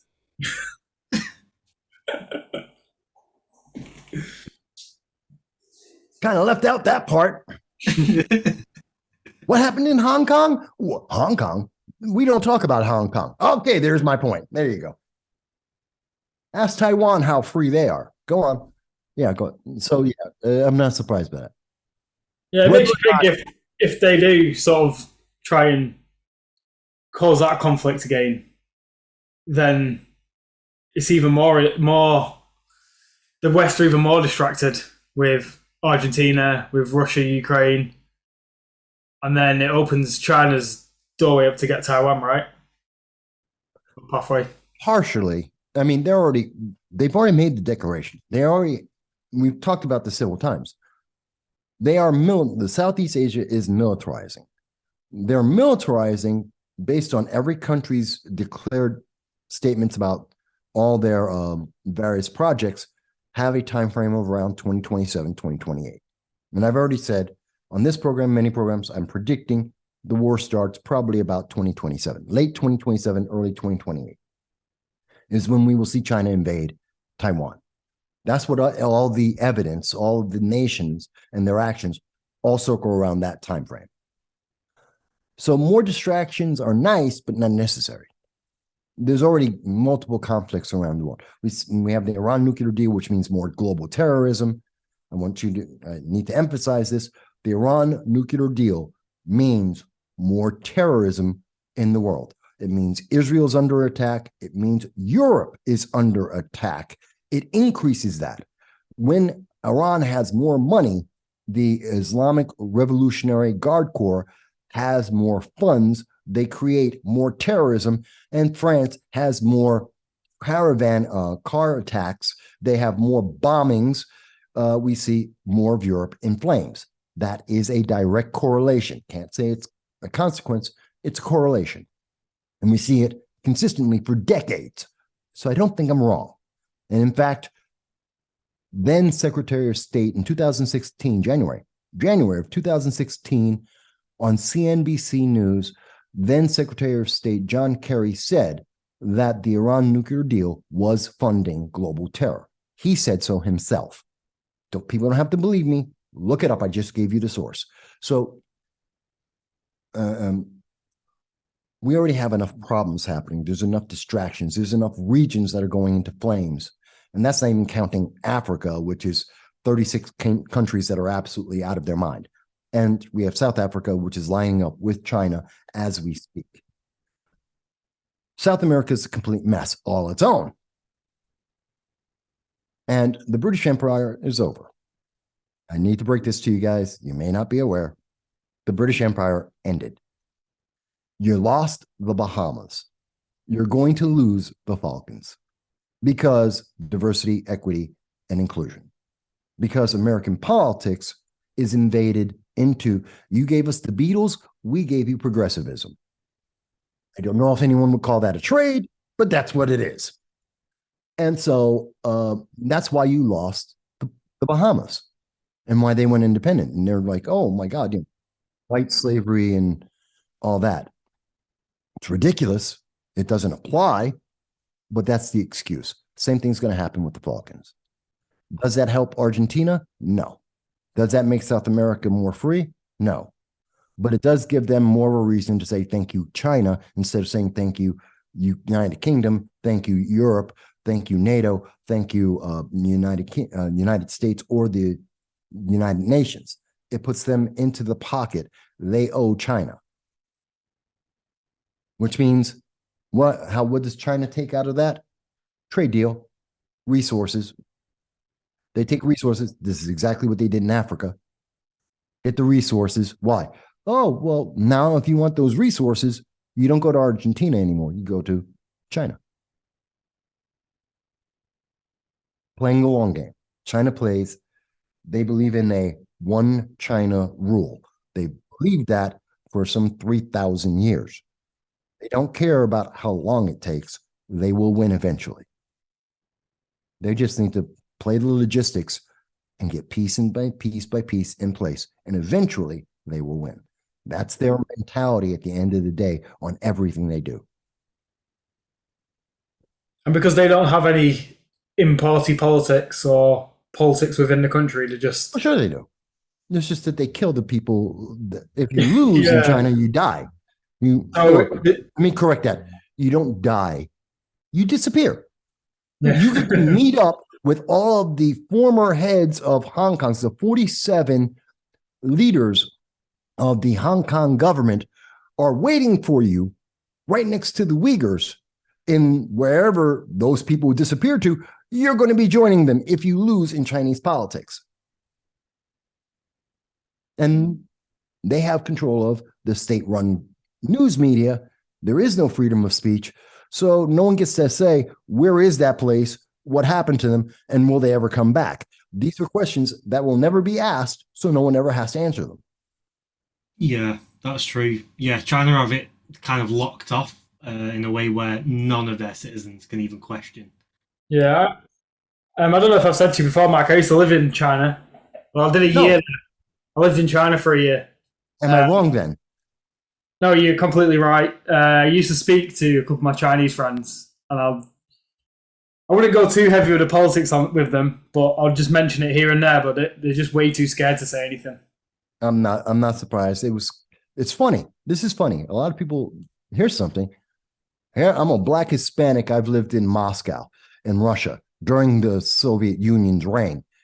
You, Aaron, have been in China under the Chinese Communist reign.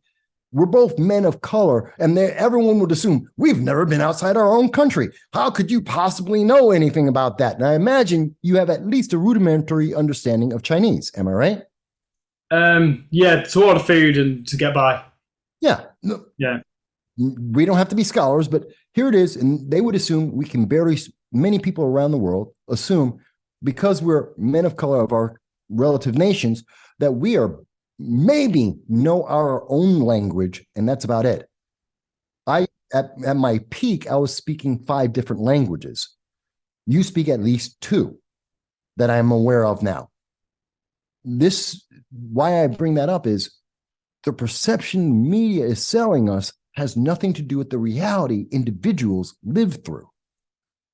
And people are working off these preconceptions saying, you can't, and I don't know if this happens to you. It happens to me all the time. Mike, you can't know about Russia. I've lived there.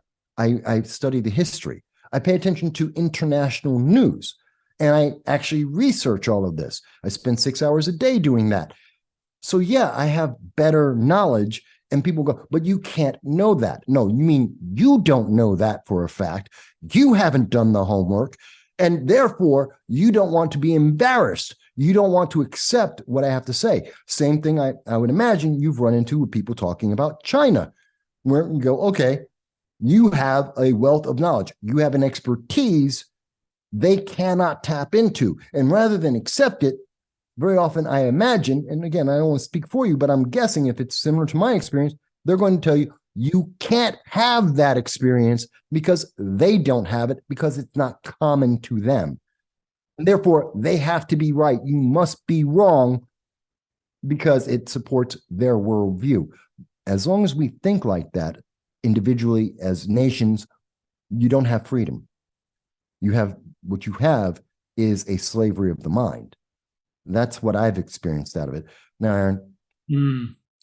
I've had people say to me that we should copy what China are doing because it's working well for them. Whereas I responded saying, you're taking your freedoms, what you have in this country, for granted. I saw the Chinese students and how they, I don't want to slate them a little bit, but they seemed a bit like naive and underdeveloped in comparison to people of the similar age in England. I think that's down to the fact that the state don't allow them to think or critically think about anything, and they're told what to do from a young age, and that's what they have to do. Yeah, if you don't have the experience, if you're never given the opportunity to have an experience, I don't know. I'm not a potter, and so I understand the concept of pottery. I'm sure I could make a really warped, useless bowl that'll barely function. But if I was taught about pottery, I could make vases and statues and crap. I'd be fantastic. Now, that's a perhaps silly way of looking at it, but it's a very visual way of looking at it. If you don't have the experience, you can't be expected to be experienced at something. I'm not surprised, and I've heard from many people like Lily Tang Williams, someone who was raised under Mao, under China's rule, and it's horrific, some of the stories I've heard from her and others, which sounds like you're confirming as well, because people don't have the ability to think. This is the future. This is what progressivism brings us. I was just in the Bronx last week. In a neighborhood, I have had at least one member of my family in that neighborhood in the Bronx for half a century, at least a half century, okay? So we've always been there. We were there from the middle-class neighborhood that it originally was, predominantly Italians and Jewish neighborhood, although there were Black people and Chinese people, that there were people from around the world. It's New York City. There were other people there, but it was predominantly Italian and Jewish, and it was middle class. That neighborhood at the time, throughout my life, 70s, 80s, into the 90s, they had 2 movie theaters, they had a bingo hall, they had a baker, a butcher, law offices, a shoe store, a couple of furniture stores, small mom and pop businesses, two supermarkets. This is in a 7-block range. Oh, a couple of churches and a Catholic school and a projects and a park. They had all of that within 7 blocks. And I'm just going off the top of my head. There's even more things than that. Today, they have 1 to 2 legal marijuana stores on every single block. They have at least a dozen hair care stores. They have 1 pharmacy. There are bodegas, not supermarkets. They have, of course, the liquor store made it all 50 years. That didn't go away. There's no lawyers. There used to be 4 banks. Now there's 1, which gives you an indication of the business growth in the region. There's 1 bank, not 4. They have illegal marijuana being sold on every corner, just outside of every single legal dispensary. Again, that's at least 2 legal marijuana dispensaries on every block. And if about 6 o'clock, everything is locked down with gates. Used to never have gates. Now every store has gates. It looks like a prison. They have two motels, and they're building a 3rd for illegal aliens. Those illegal aliens are either homeless on the streets, which they never had before, or many of them, there was at least a dozen people who were using, this is Boston Road, US 1, the oldest highway in the United States. They're on the side of the street, on the sidewalk, using the road as their mini garage. They're doing car wash and mechanic work on the street, which is illegal. And this is in broad daylight. They turned that same middle class neighborhood into a ghetto, and they did it in 20 years. What you're describing sounds like something you'd see in a third world country. Yes, it is. They turned the Bronx, that middle class neighborhood of the Bronx, into a third world ghetto. It's still an American third world ghetto, so it's better than Haiti, but that's what it's imitating. And here's the thing to think about. When people say, oh, well, progressivism is great, diversity, equity, inclusion, it's important. Yes, there's lots of diversity and equity and lots of different cultures that are in this neighborhood with absolutely no hope of future. They built a dozen different low-income housing, but there's nothing to aspire to. They don't have fresh food, so they have a food desert there. The kids who grow up in that neighborhood know that they have lots of access to drugs to numb them to the fact that their community has no upward mobility. There is no middle class. There's no travel. There used to be 2-3 travel agencies in that neighborhood. There's none now. You don't have an escape. There is nowhere for you to go. You can have your drugs and stay there and work a menial retail job with no hope of doing anything better. The Catholic school used to have a big yard where all the Catholic students would play in. 2/3 of that yard is now a used car lot. Where's the upward mobility? Oh, but there's low-income housing because we have to make sure people have housing. Yeah, except you're giving them low-income housing. There's nothing other than that. You don't have anything to aspire to. You're going to live in a ghetto for all of your life. And we're going to make more ghettos. And we're going to bring in illegal aliens who are getting paid double what you get paid to live in your neighborhood, not because they want to integrate, not because they're actually even legally allowed to be in the country. And the money they're spending on these hotels and housing these people in these hotels is money that could have been used in the neighborhood to educate the kids, to improve the quality of life in that neighborhood, to help inspire business to come into that neighborhood.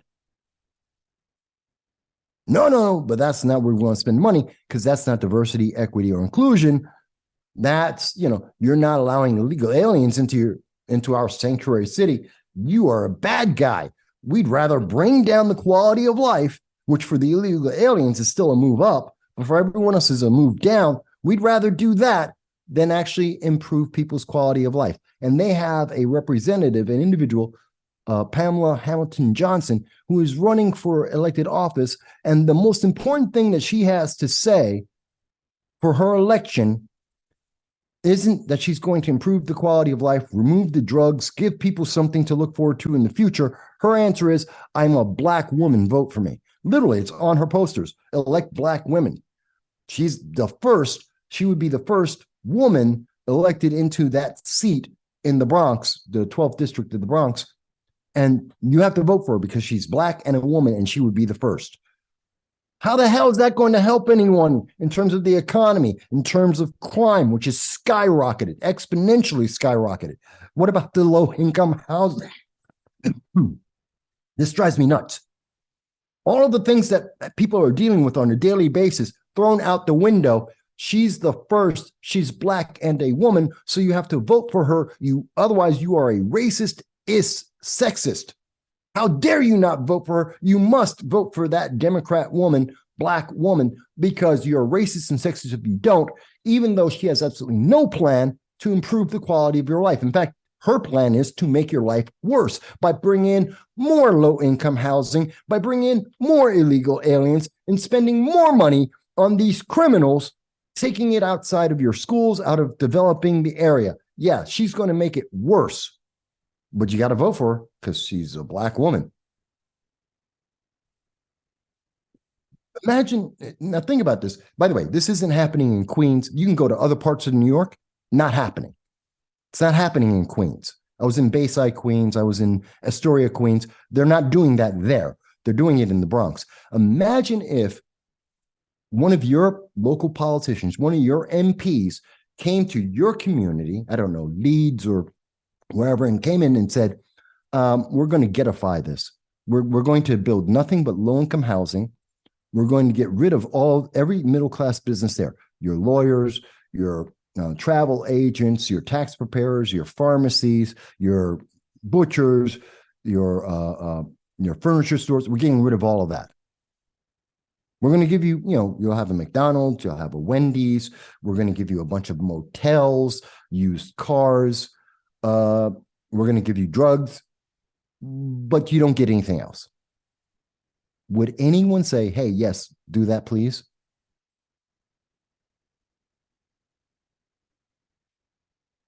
This is real world. This is the real world we live in. This isn't the Pollyanna pie in the sky. It's a promise. It's wonderful. Here's a rainbow and a unicorn. This is the reality. In 20 years, that's how fast they can destroy your neighborhoods. That's how fast progressivism destroys lives. They have hurt people. They took a middle-class neighborhood and they destroyed the people's lives in that neighborhood, lowered the quality of life. This is what progressivism brings every single time. More crime, more drugs, less of a future. Every single time. This is why I have these conversations. Do you think they used that neighborhood in the Bronx as an experiment? No. They've already proven this process.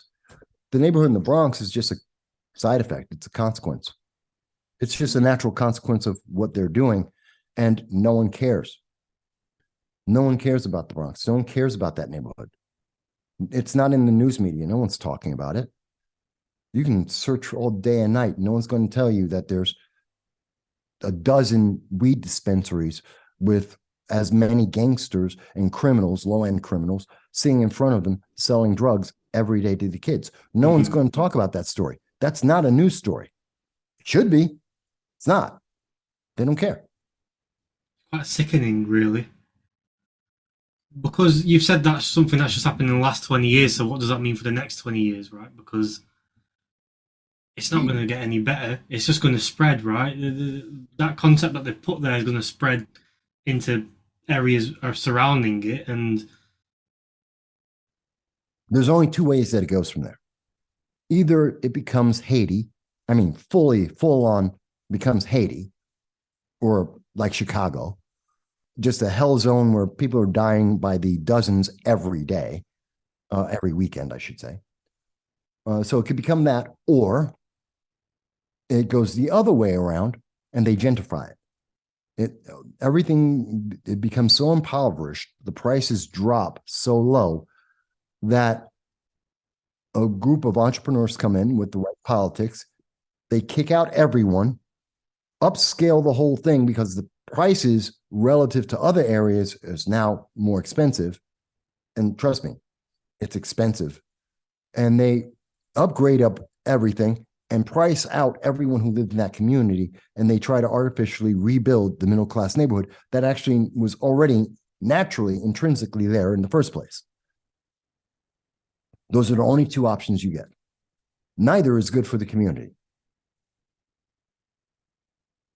This is the future of progressivism. This happens everywhere where you allow rampant, unchecked progressive ideology, everywhere in the world. Think about London. Yeah, that's what I'm thinking. Because I live on the outskirts of London now. I'm just thinking about a couple of places in London where there's one place I've got in mind where it's really, really run down, similar to how you described, obviously without the legal weed stores, because weed's not legal here. But they've got, like, do you know what bookmakers is? They've got bookmakers, which probably about four. It's a small place. 4 bookmakers on the high street. Fried chicken shops, a couple of corner shops, one big supermarket, like a chain supermarket, and that's pretty much it. The housing around it is very underdeveloped and very impoverished. But some developers have recently come in and started building like large flats there, and they're trying to get the price everyone out of the market who currently lives there. But the community is already not in a good place, so a lot of those people will leave, and they'll probably leave London because of it and move into a Essex or something deeper further away from London. Yeah, you demoralize them already. So they're easy to manipulate. They're easy to get rid of. So you can change that neighborhood anytime you want, either by telling them, do this or you're an outcast, you're ostracized, you're a racist, a sexist, an ist, a phobe for daring to have a question or point out the problem.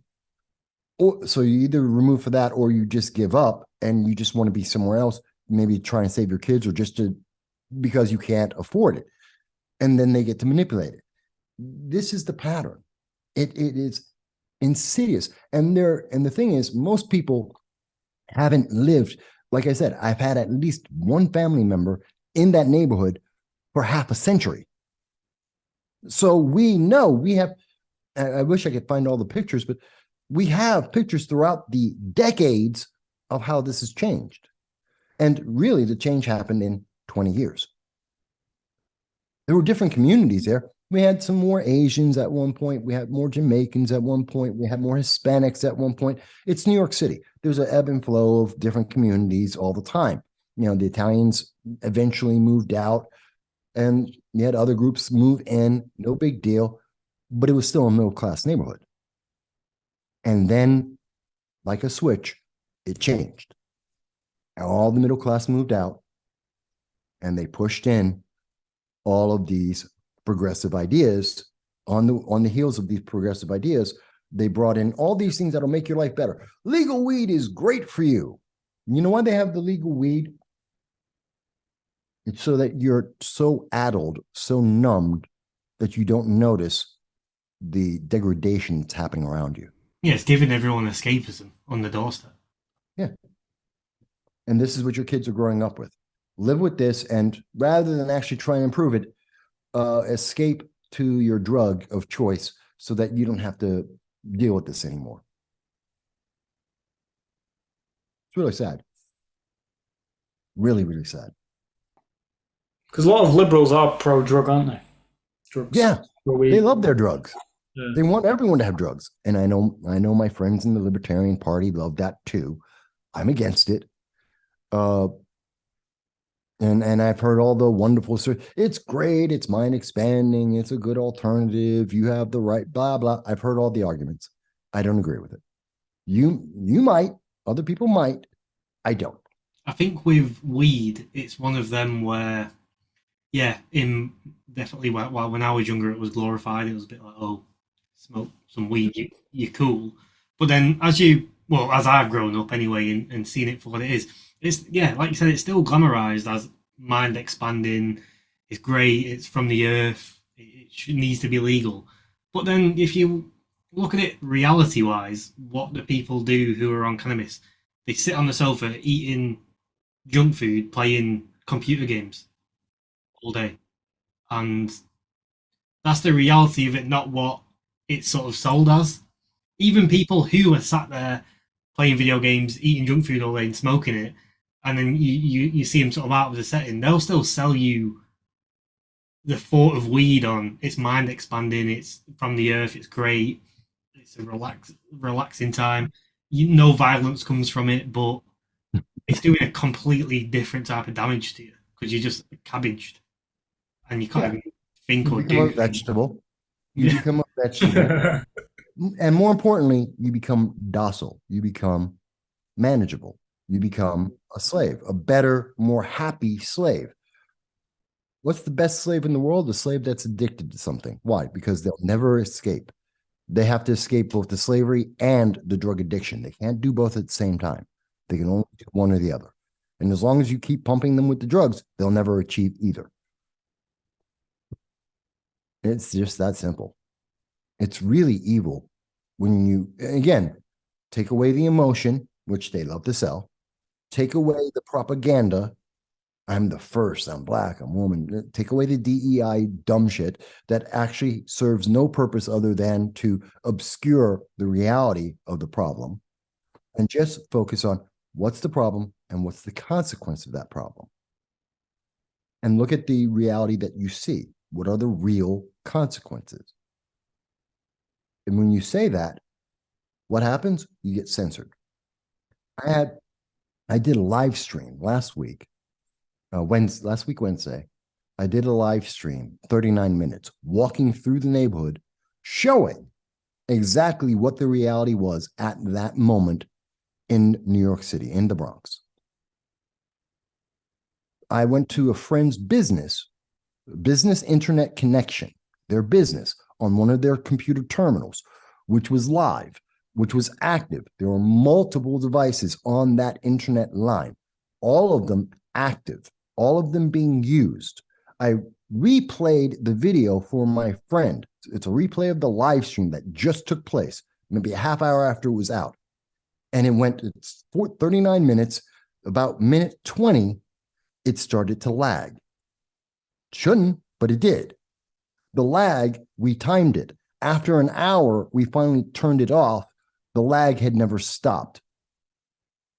They didn't, YouTube, I even complained about this on Twitter to YouTube, saying, why is there a lag, an hour-long lag on a 39-minute video live stream replay on a business internet connection which is live and having no lag on any other device in the entire business? Why is that one video lagging out that badly? No response from YouTube. It's censorship. It's suppression. They didn't stop people from seeing the video. They just made it impossible to see the whole video. They just wanted people to get frustrated and walk away. They didn't want people to understand the reality or, God forbid, actually comment about it. This is the problem that in the UK, in Europe, in the United States, in Canada, in Australia, in New Zealand, in Israel, this is the biggest problem that we are facing right now. And we're having people like Richard Blumenthal, Senator Richard Blumenthal, and Representative Jeff Jackson out of North Carolina that are coming to us and saying, don't worry, the government's going to fix it. We know there's a problem because the government made it, and we're going to fix it by giving the government even more power to do it even more. And that's happening in the UK too. UK does it all the time. Yeah, definitely happening in the How UK. many things can you guys not say without being arrested? Well, there was that.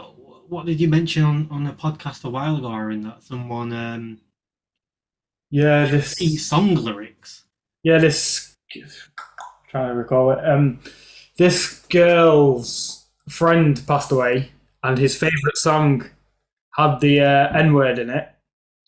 On an Instagram post, she posted, like, "Rest in peace, X, whatever his name is," with the song lyric after it, and it did get the M-word in it, and she got arrested for it. Yeah, see, if it's such a bad thing, why did you allow the song to be made? It's such a crime to utter this word. Then why did you make it legal and profitable to actually say it and make this utterance in the first place? Does that make any sense when we stop and think about it? It's bad for me to replay something that you published and made money off of in the first place. Why? How can that be a crime? If you're saying it's the utterance of that word, then why are you selling it? Why is someone making a profit off it? Why is that allowed in the first place? Either it's free speech or it's not. You can't have both. You can't play both ends of this game. But they are. And you're not supposed to stop and complain about it. You're just supposed to accept it. We had a discussion on a recent podcast, the Great Resist that we do with Alice and Josh. And it was around the sex industry and pornography. And Alice brought up that, was it the US government or the Canadian government, that they're looking to put some regulations in to restrict access to porn? Both. Yeah, both. I think Is it both? talking... Yeah. Okay. Whereas my view on it was, I don't think the government should tell us what we can and can't. Like, you don't have to agree with porn or the sex industry, but the government shouldn't be telling us whether we can access it or not. Well, think about it. The same government that's saying they have to have restrictions on your access to porn is the same government that's saying that your 8-year-old should be able to consent to sex with adults, the MAPs, the minor attracted persons, otherwise known as pedophiles. And it's the same government that also says that that same 8-year-old has the right, and we must blindly affirm, chopping off their genitals. What? This is the same government. These are the same institutions. It makes zero sense. It's take with one hand and slap us with the other. Yeah, it's how can he allow the sexual exploitation of children, but not let a grown adult decide what to do with their own sexual adventures or ventures, whatever they want to do. You know, if I have to choose between allowing children to chop off their genitals and or allowing grown adults, minor attracted persons, otherwise known as, and now they're changing that, by the way. So they've changed it. They're trying to make it youth attracted persons because that sounds better. Because minor obviously means illegal. So they're saying youth instead of, so you may hear either MAP or they're trying to make it a YAP, which is youth attracted person, because they're playing the semantics game so that you don't recognize they're talking about minors, children, babies. They don't want you to think about that. That's how evil this is, how insidious, and how they're trying to manipulate this. So you either have to accept the YAPs, the MAPs, the pedophiles, and or accept the mutilation of genitals for a lifetime, and at the same time, as an adult that is not involved with any other consenting individual, you can't express yourself in a manner that doesn't harm anyone. And I understand now you have the feminists who come in and go, oh, well, they're abusing women. Maybe in some cases, and some women use it to make money, and this is their business, and they do very well. And, you know, it's their, according to the feminists, their body, their choice. Isn't that the saying? And if their choice is to display their body, why are you just trying to stop them? There's so many levels. It doesn't, see, this is the thing about progress. It doesn't make sense because they constantly contradict themselves in their never-ending effort to create even more and more categories of human beings and then rank those categories based on whatever is the popular fad of politics at any given time. And it constantly conflicts whatever they said a week ago. It is, I don't understand. What? I think even trying to make categories of different human beings is against what they should believe, because everybody should be seen as an individual. Everyone's different. I might have some views I agree with Cam. I have some views I agree with you. I have some views I agree with somebody else. Like, I don't fit into one category. I fit into several hundreds of different categories. Well, let's make it simple. So the progressive ideology, gender and identity politics and feminism, okay, men and women are equal. But we have candidates who are running and you're supposed to laud them for being a gender. Okay, this seems to conflict. If they're equal, then it doesn't matter what gender you are. You're the best person, so you get the job. But no, but I'm special because I have a gender. So either the genders don't exist or they do exist. But we're supposed to praise them both ways. That's a conflict of the concept. It doesn't make sense. Men and women are equal. Then why do we have a women's division of sports? Because men dominate. But men and women are equal. So why are we separating them? Doesn't make sense. Their logic doesn't follow through. You're not supposed to actually ask the question and follow it. You're not supposed to think about it. You're supposed to say, of course. But it doesn't make sense.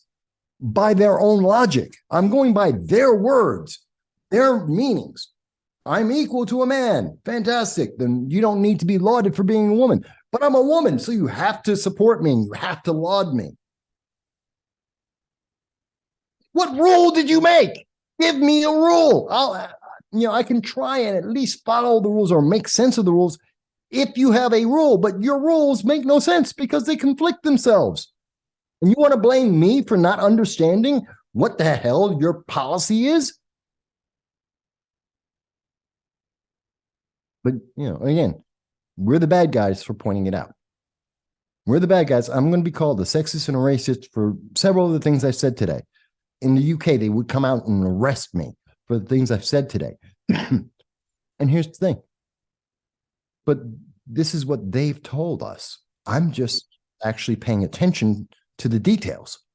And I'm actually looking at, okay, and this is the consequence of what you have said. It's like when you were talking earlier about the Constitution, and you mentioned just because of the way maybe technology was back then, they spent weeks debating what was going to be in the amendments and why. But if you look at things today, and as you've just mentioned there as well, things change every week, and people's opinions on things change every week. So, whereas in the past we could rip things apart to find the problems, to sort of build a solid foundation on an idea which could then turn into one of the amendments, for example. What we've got today is people have ideas. They might be a woman, they might be a black woman, they might be a black trans. So their idea should stand more solid and is less allowed to be ripped apart because it will hurt their feelings, as you always mention. But what are we actually building here? We're just building off all of these sort of ideas that people just randomly come across and think, oh, I feel like this today. Let me post this out there as a tweet to 100,000 other DEI supporters and followers, and then they'll worship it as if it's the Bible. But we're not allowed to rip anything apart. We're not allowed to question anything. We're not allowed to state simple flaws like you've just done. So we're entering a world of absolute chaos where everything's allowed and nothing's not allowed. Nothing's wrong anymore. Think of the morality of that, and think of the consequences of that morality, where I'm doing it because I feel. It's my truth, not the truth. It's my truth. It's all subjective. If everything is subjective, if everything is true based on your subjective view of it, then what the hell is illegal? What's a crime? What's a violation of rights? And who gets to enforce it? Who gets to objectively review your subjective truth in action? Again, this is consequences. That's what I just described is what they are selling right now, and a very complicated series of consequences come out of that. When things are subjective and policies being put forward that can be seen as subjective, that gives the people in power more control because they can decide what's right and what's wrong at any given time. Because it's up to their subjectivity. Well, that's why they can subjectively say that there's 125. There's, depending on whose subjectivity you want to accept at any moment, there are 3, 5, 27, 32, 62, 81, and or 125 different genders. I swear to God, this is correct. Go into Google and search how many genders. That's it. Search how many genders, and you will get credible sources that will give you every one of the numbers I just mentioned, if not more. And here's the thing. So subjectively, that's supposed to be true. All right. Objectively, we're being mandated to accept, to blindly affirm all of that is true. What if we're wrong? What if we're wrong 1% of the time? What objective, concrete consequence have we built up or prepared for in case we are wrong? What if there are, instead of 125, there's 61 genders? What if there's 32? What if there's 3? What if there's only 2? What happens to all the people we have sold these ideas? They have lived their lives. They have made the commitment to these different ideologies. I'm not even getting into the trans thing, and you can't replace genitals that you chopped off. You can't go backwards on that. But forget about that. Let's talk about just the gender ideology. Excuse me. Let's look at just the gender ideology and say 1% of whatever the number is. I don't care if there's 10,000 genders or if there's 2, excuse me, 3. Let's say that you are wrong 1% of the time. What are we doing to help those 1%? It's not even a conversation. It's not even a concept. It's not even something that they have ever considered. What is it? And then what happens to those people who have now found themselves ostracized? They are drifting out in the void with no help whatsoever, being told they don't exist. What is the backlash of those people? If 1% of that 1% take it as a negative, as a violent negative, what happens? How many people get hurt? We've seen it before, right? But on a much, much smaller scale. With I've watched quite a few documentaries on cults in America. I find America and cults quite fascinating. So we've seen it before when the cults break up. These people are broken people who a lot of people who are born into the cults anyway, grown up thinking this cult, whatever the thinking of that cult is what life is, and that's it. But then when them cults come to a stage where they get found out or something happens and the cult breaks up, a lot of these people are bad mental health challenges going into what we would call the real world. Yeah, broken, damaged people running around loose. Well, that's on a much, much smaller, tighter scale than what this, which I'm saying is a cult, because it is, right? No, it's not a cult. It's a fad. It's a fad. This will go away. 5 years, 2 years, 10 years, it's going to disappear. It's a fad. Well, it's like emo. Yeah. It's emo, but you're actually signing up to a permanent change of your body within. Well, but you're telling people who don't have a concept of the future. Ask an 8-year-old, can they envision being half a century old, being 50 years old? They can't. Ask a 20-year-old what it is to be 55. They have no concept of it. It's beyond them. Once you get to be 30, 40, yeah, you start understanding what it is to be alive that long and the consequences. But you talk to 18-year-olds, they have no 25-year-olds, they have no concept of the consequences of what they've already done and how it's going to affect them going forward. They don't have enough life experience for that. So when we look at we're now putting in place for a couple of generations consequences they have not even considered because they don't care. At the end of the day, let's be honest, the progressive leftist ideology does not care. They don't care if you live. They don't care if you die. They don't care the quality of life you have. Their purpose is to control. They are, do you obey? And whatever it takes for you to obey, they don't care. And I know progressives are going to look at me and go, Mike, you just don't understand. Yeah, I do. Have you not been listening to the conversation? I think we all understand in detail. It's that you don't like it. And I don't care.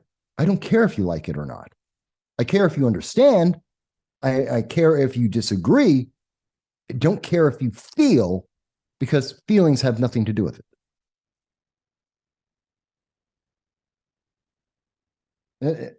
Does that make sense? The difference between feel and consequence? I recall a conversation me and Aaron had months ago, maybe even talking over a year ago, when we first sort of started interviewing guests, and this is when we were going down the rabbit holes of World Economic Forum, BlackRock, and the just the plain establishment gaining control. But I remember Aaron suggesting to me we need to have a guest on that's pro WEF, pro the Great Reset, pro all of the jazz that comes from that. Have you ever spoke to someone who is pro, let's just say, the Great Reset? Not openly, no. Not because I don't try. I have an open door policy to every politician and every candidate around the world that wants to have a conversation. I'm a very passionate man, as people are obviously seeing when they see my videos and the clips. In fact, one of the clips getting 10,000, almost 11,000 people watching it, of me explaining something that I'm sure the left hates intensely. But when I do interviews like this one, it's, yes, I'm passionate. I'm always passionate, but I'm also listening, and we're having a conversation, and I'm expressing my understanding, my views, my fears, my understanding of the consequences. When I have politicians on, I know the issues as well as any politician. I could debate any politician on any issue, on either side of any issue, and I make that a point, so that when they come on, I don't need gotchas. I don't need hot mics. I'm going to ask you a question, and then I'm going to shut up. And you have to answer the question. And if you don't, I'm going to keep going until you do. That's the rule I have, and I don't edit. So no one's going to, I'm not going to clip it. I'm not going to embarrass anyone. I do it unedited. And here's the question. I understand the question, and I understand the answer. So if you try dancing, I'm going to hold you accountable. That is terrifying to politicians. Left, right, libertarian, doesn't matter. I am known as someone who is extremely fair and extremely dangerous to talk to.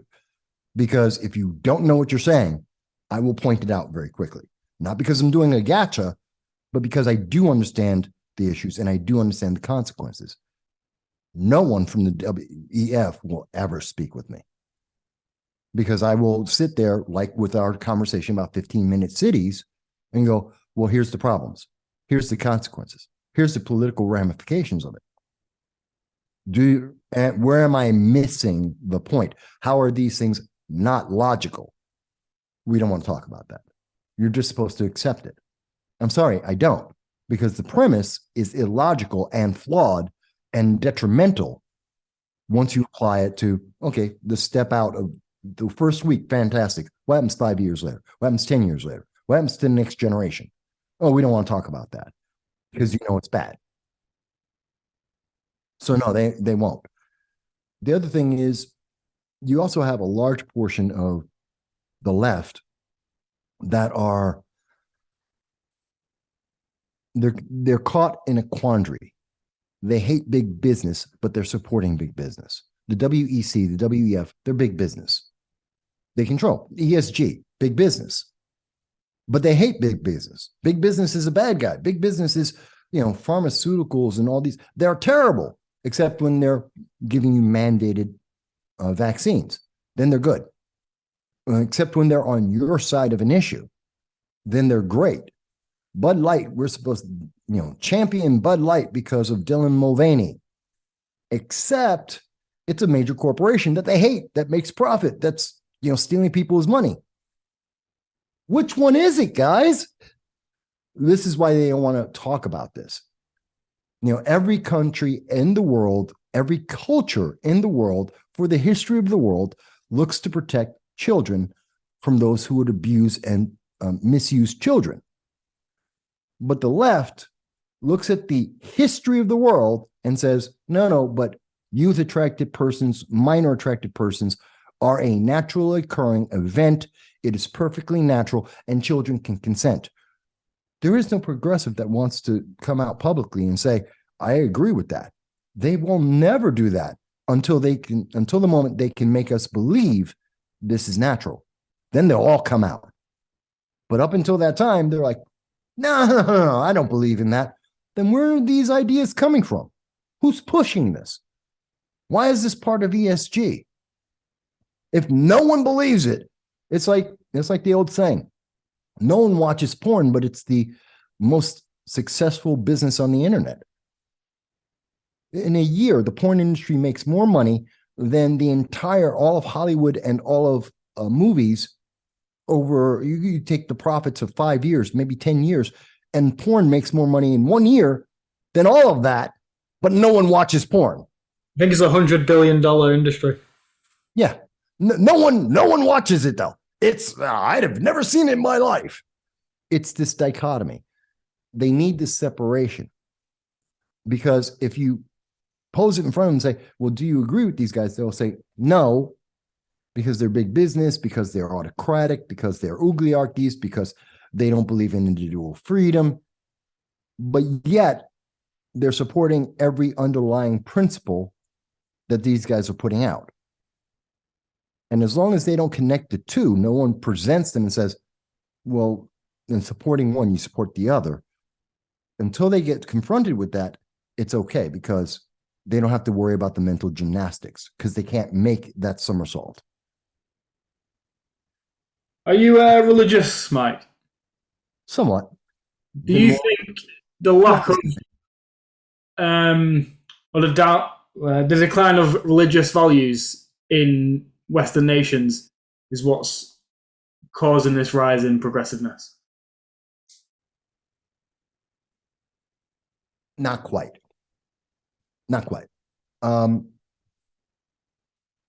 Religion and morality go hand in hand very often, and culture. So that there's many different religions, there's many different moralities, there's many different views on all of that and culture. So in any successful, growing, developing society, they're hand in hand with that success and that growth is a strong moral base, which is usually attached to a religion, a belief system, whatever religion it may be. That belief system, which has tenets, certain absolute tent poles that are absolute, that are supported just because we say so. The moment you take away those tent poles, when you no longer have absolute belief in that idea, well, then you lose your morality, and then you lose your society. These are all things built on each other. But modern progressive ideology is a religion of its own. As much as they want to say it's not, it is. Why? It's built on a belief of an outcome that has no logical way of reaching it, that is empirically not going to ever get you there, that must be adhered to, or else you will be punished. This is like the Romans saying we have to throw the Christians into the lion's den. Okay, you don't believe in the trans political movement. Again, not the people, the political movement. You don't believe in the trans political movement. You are evil. You have to be ostracized. We're going to kick you off of every social media platform that exists. No one will ever be able to talk to you again. How is that not the same thing as throwing Christians into a lion's den? You have to die. You have to be silenced. You can't talk about this. It's the same idea. And you can say that about the feminist movement, gender identity politics, race relations, critical race theory. You can't speak about that. You do not get the choice. You must obey. You must accept this tenet. You must believe.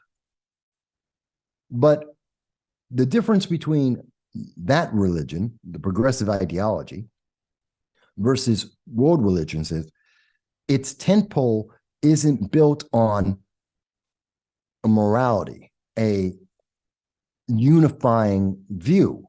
It's built on control, which is exclusionary. Progressivism is exclusionary. Religion is inclusive. And when you have an exclusionary system that is your belief system, you can't build anything on that. because everything that could be built on it is excluded from it. So it's frail and it falls apart.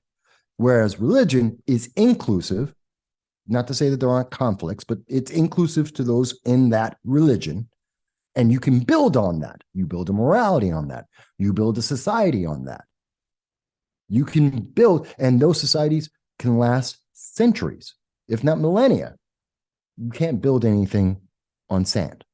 And that's progressivism, because it's not built on unifying. It's built on exclusion. It's built on, again, going back to equity. You are a category, and those categories have priorities, and those priorities shift, sometimes on a daily basis. That's sand. You can't build on that. And it is a never-ending creation of categories that have to be prioritized. It never ends. Oh, now we got fat, body shaming. So you're too fat or you're too skinny. Your gender, male, female, 125 different genders, who you're having sex with, who you're not having sex with.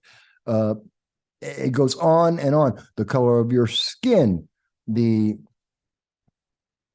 again, it just keeps going and going. It's a quagmire. This is quicksand.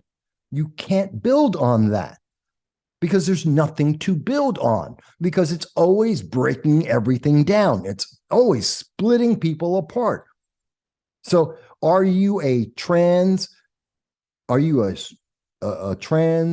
male, female? So you're a trans, religious or not religious, black or white or polka dot, you're skinny and you're fat. You got like what, 15 categories you have to fill out to be able to figure out whether your voice is more important than my voice. And if I get it wrong, you're ostracized. Kick them off of the internet. Don't ever talk to them again. Don't hire them for any job. Christians in the lion's den. That's what that is. I know progressives are going to hate this. The left is going to hate this. But does what you've just said then, does that not mean the downfall of religion has contributed towards the fact that progressive is on the rise? Yeah. Or as they would like to say, the secular is advancing while the religious is decreasing. Yeah. They always like to word these things in different ways so that it's hidden. So it makes it sound really good. Secular is increasing. The religious is decreasing. That's a good thing. No, it's not. I really, by the way, just to say, I really like the way you've just explained that, because you've just, I kind of knew it, but I didn't look at it in the way that you just explained it, where society has been built on religion, culture's been built on religion, and it is all firm foundations that it's all been built on. Because if you look at religion and what religion tells you and what the commandments in the Bible talk about, it's all good, positive, helpful, morally good sort of acts. Altruistic. Yeah. And it's a similar thing, and I had this conversation with Aaron a long time ago now, but the Bible reminds me of a similar sort of thing that's been created, but with your amendments in the US amendments. It's sort of been built in a similar sort of way, where these 10 amendments are to help the people. They're to help. They're here for positive influence, and that's what the Bible was created on, to help people, to guide people, to have positive influence among the people. Well, think of this. The Magna Carta and the Constitution are built on Judeo-Christian values. The Judeo-Christian values existed first, and then they made the laws built on those Judeo-Christian values. Think of it another way. The Romans, the ancient Greeks, the ancient Egyptians, name a society, the Sumerians, name a society that we can think of today that didn't have religion as a core part of that society. I am not aware of any society that existed for more than, a minute that we can name that didn't have a strong religious base with them. Different religions throughout those times. I mean, Sumerians, Romans, today's society. There's a society today that I can think of. China don't have a religion, but Yeah, they do. Yeah, they do. There's the Shinto and the Buddhist, the Taoist. I know they say the Communist Party say that they don't want any religion in China. That's communism. And that's the same thing that they said in Russia, in the old Soviet Union, that's in North Korea, that's in Venezuela, Cuba. Anywhere there's communism, then of course they do not want religion. Because again, religion takes away from control. God has the ultimate control, not government. Communism's about government having control. Government controls everything. The state is your religion. So they don't want to compete. And you can't compete against something that is omnipotent and all-encompassing. You can't fight that. We're human beings. So they have to get rid of it. But there are religions in the history of China, in the region of Southeast Asia, like I said, Taoism, Buddhism, Shinto. There's several different belief systems that do exist. And if you look at the core of those areas, even looking at the five Chinas time frame of China before it unified, and even after it unified, up until the communist revolution under Mao, there was religion as the basis that allowed them to Okay, yeah. As the foundation. That's the foundation. In every case, we can find that foundation. Today, we are watching those foundations be replaced by quicksand, by a system that is built on deconstruction, not construction. And no one wants to talk about this. No one wants to have this conversation. The left does not want anyone to ever consider this. Again, you don't have to agree with me. Do you understand? Do you understand the argument? And then you should ask the question, why isn't anyone allowed to have this discussion on the major media? Well, because we're headed in the same footsteps as China is today. Essentially. Well, the world is not in China. The world is becoming an autocratic and dictatorship. We're seeing more dictatorships, more autocracy, more militants in the world, which, because those are elements found within communism, makes it seem like we're going more and more towards ultimately communism. That's not true. We're just becoming more autocratic, more dictatorship, more oligarchy. But they're all on the same side. That's all on the same side of the spectrum as communism. So that's why it's all in the same movement. Communism and fascism both meet in the center, right? They all come around to the same thing. Yeah, they come around to the same point. Would you say that's where nations are heading, to more fascist states? No. But not extreme. Fascism is an autocracy. Fascism is built on state control. It is a lighter form of socialism, where it's state control. The state is in charge of all the major actions. But in a fascist system, individuals still have some freedoms. They're not categories. They're still individuals. Once you cross over to socialism, yes, the state still has control, but you're no longer an individual. Now you're a category. Once you make that cross from individual to category, now you've gone from fascist systems or dictatorships. Well, dictatorships don't even care. Autocracies don't even care whether you're an individual or not. So that's the other side of the spectrum, where you don't exist. You don't exist in the fact that they're denying your existence, as opposed to in the communist system, you exist as a single unit. You have no individuality. And fascism is opposed to that dictatorship where you don't exist. You are an individual, but you're an individual subservient to the state. Perhaps that's the best way to explain it in the most simple terms without trying to be all graduate student, I'm trying to make it real world for people, so that's the easiest way I can think of explaining it. Mm. Yeah, you definitely have a good knack for simplifying what we thought or what I thought was complex. You've got a good way of simplifying it to show that actually these things aren't complex and certain They're people. not. It's just Mm. been 50 years of walking along the low road, as the Buddhists would say, walking the low road of life, running into all the problems. Yeah. Um, I've got a quick question for you, a bit of a side note, but when your logo of the dragon, Yes, there it is. Yeah, why a dragon? it's part of a couple of things. So a dragon represents power.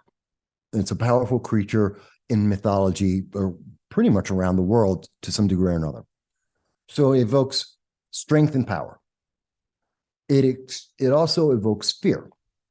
Politicians and many people who are politically opposed to me fear me, not because I'm some super powerful person, but because of the power of my words, thus the flames.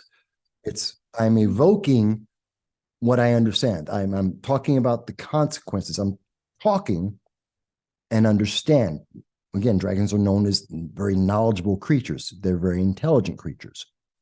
So we have a powerful, intelligent creature that has a purpose, that is able to scorch the earth with its voice, with its mouth, with its emissions.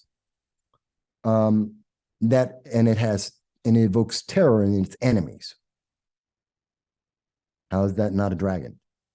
How am I not doing that too? I may not be Smog, but I'm in there. So that's where I get the dragon from. Um, Many people may not realize there's a lot of thought that went into that, but I've always wondered. I've never managed to ask you because we've always been going down. But because you sent me over your logo for this, I was like, I'm gonna ask him why the dragon on this. that doesn't make sense now. Yeah, big time. It suits your Suits style you completely. 100%. Now you've explained it as well. Yeah, You are the dragon. yeah. I'm a political dragon. We've got silver dragons and gold dragons, red dragons and black dragons, and I'm a political dragon. Yeah. Perfect. That's allowed by the rules of D&D. I'm a geek kid. It's in the rules. Actually, it's kind of like a gold dragon if you're really going by D&D, but that's another thing. Silver and gold dragons do that. But anyway, but they're lawful good, and I'm, if anything, lawful neutral, maybe pure neutral. That's That's funny because D&D. I've only recently, maybe 2 weeks ago, started my first ever D&D session. Mm. So I'm just sort of getting what you're on about. I'm still in the teething process of Oh, learning it. D&D is, you know what I love about D&D? Um, and it's something that I think is important. And I'm a big gamer. I love games. A lot of people, I've said it before, I don't watch movies. I don't watch TV series. I mean, very rarely. Uh, I don't like giving money to ideas that I hate. I watch anime, I play video games, and I watch the news. That's me. But I remember, and one of the great things is D&D, which got me into actually, was reading Lord of the Rings, and that got me into D&D originally. And I was captured, and I love playing dwarven assassins or dwarven thieves. I just like that mix, which is weird and a little complicated. It's tricky, but I like it. But the thing I loved about D&D, and this is back in 78, when I got into it, I think it was in, second edition. Yeah, fairly new then. Yeah. Advanced D&D was just coming out at that time. This is how long ago I go. The great thing is it's all in your mind. It is a visualization and a communication. To play D&D, you have to be able to communicate. You have to be able to critically think. You have to be able to imagine. You are the expression of everything. So you're taking on this character, you're imagining this world, You're communicating your views and ideas with everyone around you. Consequences are coming. You're constantly thinking on your edge of the seat. There's always something new. And at any given moment, the DM, the god of the system, can throw a monkey wrench into everything just on a whim because they had a whim. So you're never safe and nothing is ever exactly right. You can't get that experience. And today's society is built on, I need, Darth Vader has to have a backstory. Why? Michael Myers from the Halloween series has to have a backstory. We have to know how he became a bad guy. We have to know why they became bad. No, I don't. Darth Vader was iconic and is iconic. One of the top 3 greatest villains ever. Why? We don't know his backstory. It doesn't matter. He just is. Period. But the reason why we have to have these backstories, why we have to go back to these prequels, why we have to explain things, or at least attempt to, kind of like with the Alien series, Alien Covenant, God help us. Why are they giving us all this crap? Because you don't have imaginations anymore. Because you can't just dream and critically think and just make it up for yourself and communicate. Kids are so stuck. We're so stuck into these computers, this electronic shackle. Well, they're doing all the thinking for you, right? I don't have to consider anything. I think I started. Was it 2? It might have been 3 weeks ago now when we did the first session. We're all new to it anyway. The guys who I was doing it with, which is even better. And straight away, coming off it, I was like, I was on a adrenaline rush, and the I don't know what it was, the creativity side of it, and throughout it, I knew this is helping my creativity, my communication, tenfold, because he's putting us in a shit situation, and we're all being creative to get out of it. But you need to communicate your creativity.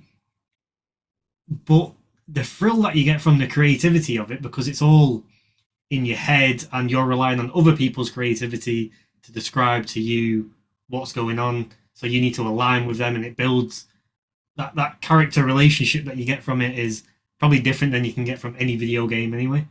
Yeah, and it's an interpersonal relationship. You're now also developing your friends.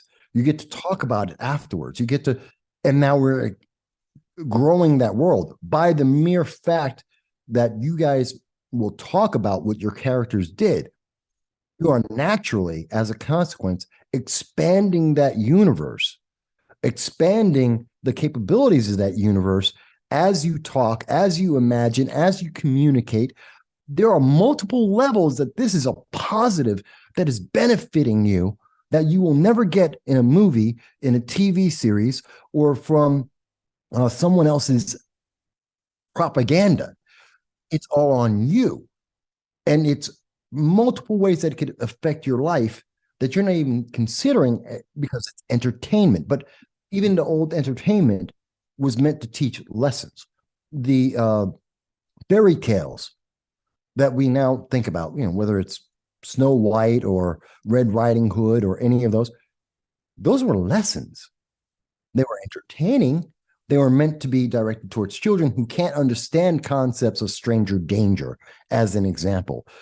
But we could say Red Riding Hood, and you can get that. And they can still get the concept across. We can understand true love. Kids don't understand that. Snow White does. They understand that. We can understand Bambi. And so there's ways this affects us all, which is why I love D&D, which is why I love that realm of the sci-fi genre, because it's an exploration of what could be, the possibilities. And in understanding that, we then expand our minds about, okay, the universe as a whole. If I can understand a universe I'm creating, I have to understand the universe I'm in to understand the difference. Does that make sense? Yeah. When you go down when you think about it, it gets deep. But I love D&D. Like I said, I love my assassin. By the way, just be very careful. if you ever want to invade a kobold clan cave, that doesn't often go very well if you don't have enough people. 3 people are not enough at level 2. Not enough. Yes, you punch them, you push them, and they fall over and die. But there's 50 of those little slimes running around, and they're not stupid. Then when you run away from them, don't run into an owlbear cave. This does not end well. And anyone who's ever played D&D or watched, even if you just saw the D&D movie, which surprisingly wasn't as woke as they made it out to be, they killed that movie by telling everyone it was woke.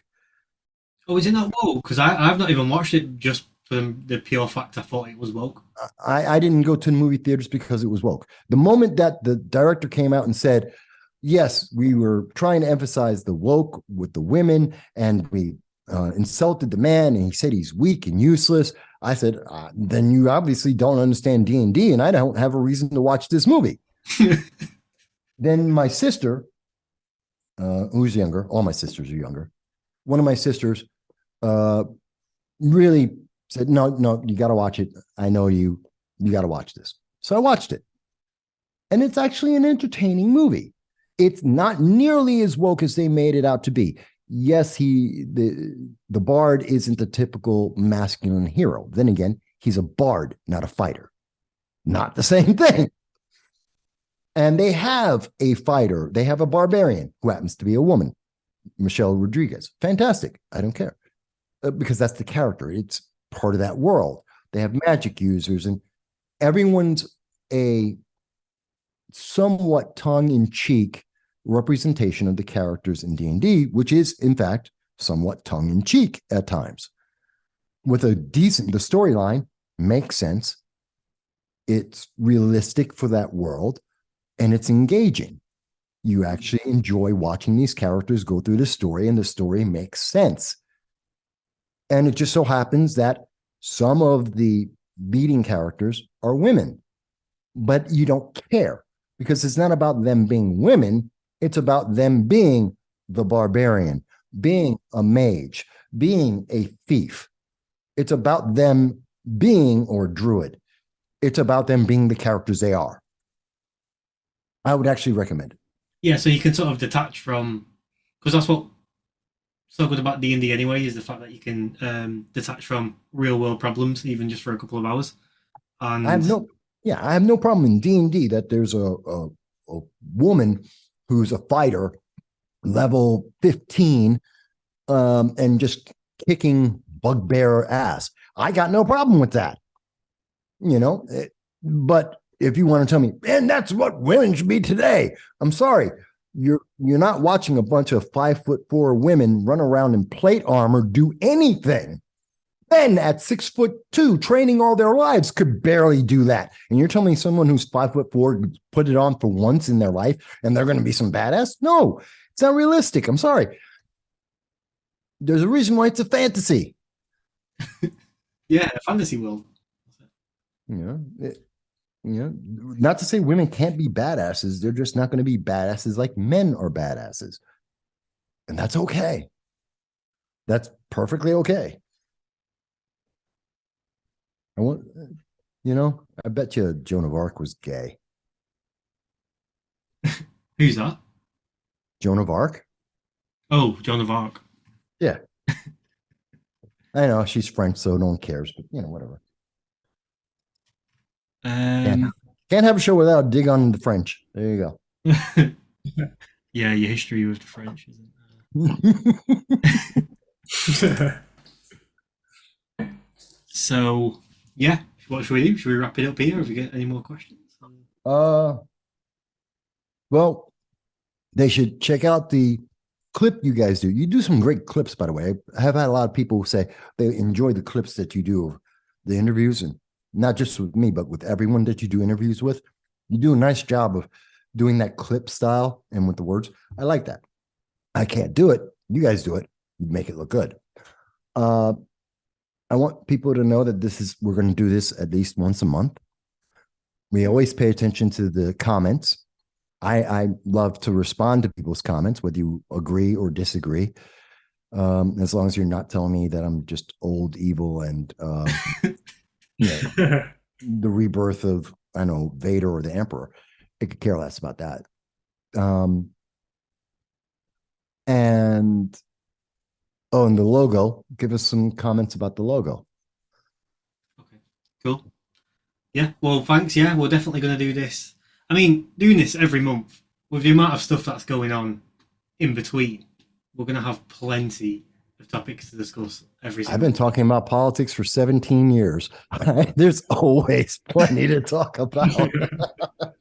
But I think this is a unique way of looking at it. I mean, the interaction, the questions, I think it's really unique. And I look forward to, especially for people in the EU, everyone in Europe, ask the questions to Cam and to Aaron and ask them to ask me, what do you think about what America is doing and how it interacts? Because I also learn more about, and listening to the question, I think questions are some of the most important things we could possibly ever communicate with someone. It tells us everything. The answers aren't nearly as important as the questions that are asked, I think. And I believe that. And I believe that with all the interviews I do. The question is more important than any answer I ever get. And we learn more about each other by these things. How would you answer this? What do you know about this? Were you surprised to know that Aaron can speak Chinese? That he's been in China? Ha ha! Why? Why were you surprised by that? There's the big question. You're surprised that I know how to speak Russian. Da, я знаю немного по-русски, да. Hello. Oh, you're surprised by that. Why are you surprised by that? What does that say about what you've been led to believe? Let's have that conversation. This is what this is for. This is why I think why this is a good group is because you've obviously got the knowledge, but you've got a way of simplifying it. So me and Aaron, curious minds, as you can probably tell, we're asking the questions that many people are thinking, and you're giving us not the normal answer you would get if you was watching a politician on TV. You're giving us a simple, straightforward, no feelings, none of that sort of chaos that comes with the usual way a lot of people answer questions. And it's just straight, pure facts. And even with the theory side of things, you present theory in such a way that even, like a 9-10-year-old could probably get a good understanding of what you're on about. No, this is what gets people involved, gets engaged. It's not, the only reason why the media and politicians try and make this seem like it's so difficult, you just can't understand it all. It's to silence you. They're just trying to keep you out. This is a way to gatekeeping, saying, it's too much for you. Just trust us. Don't ask any questions. Don't think about it. It's just way above your pay scale. Just trust us. Screw you. This isn't 9/10 of all of this is not very difficult to understand if you're trying to understand it, if you're not trying to complicate it. But they're always trying to complicate it. They always want this to be separated. Otherwise, how do they justify being in the positions they're in for 4 decades? They can't. It's the same with finance. So I work in finance as my day job. And everyone I speak to, like, finance is really complicated. I don't know where to start, what to do. I'm like, it's not that complicated if you actually break it down and just look at it. It's quite simple. But it's made to look like it's really complicated when it's really not. When you break it down, it's quite simple. You don't get paid $500 an hour to tell someone that supply and demand is supply and demand, that you need more widgets than you do electronic beeps.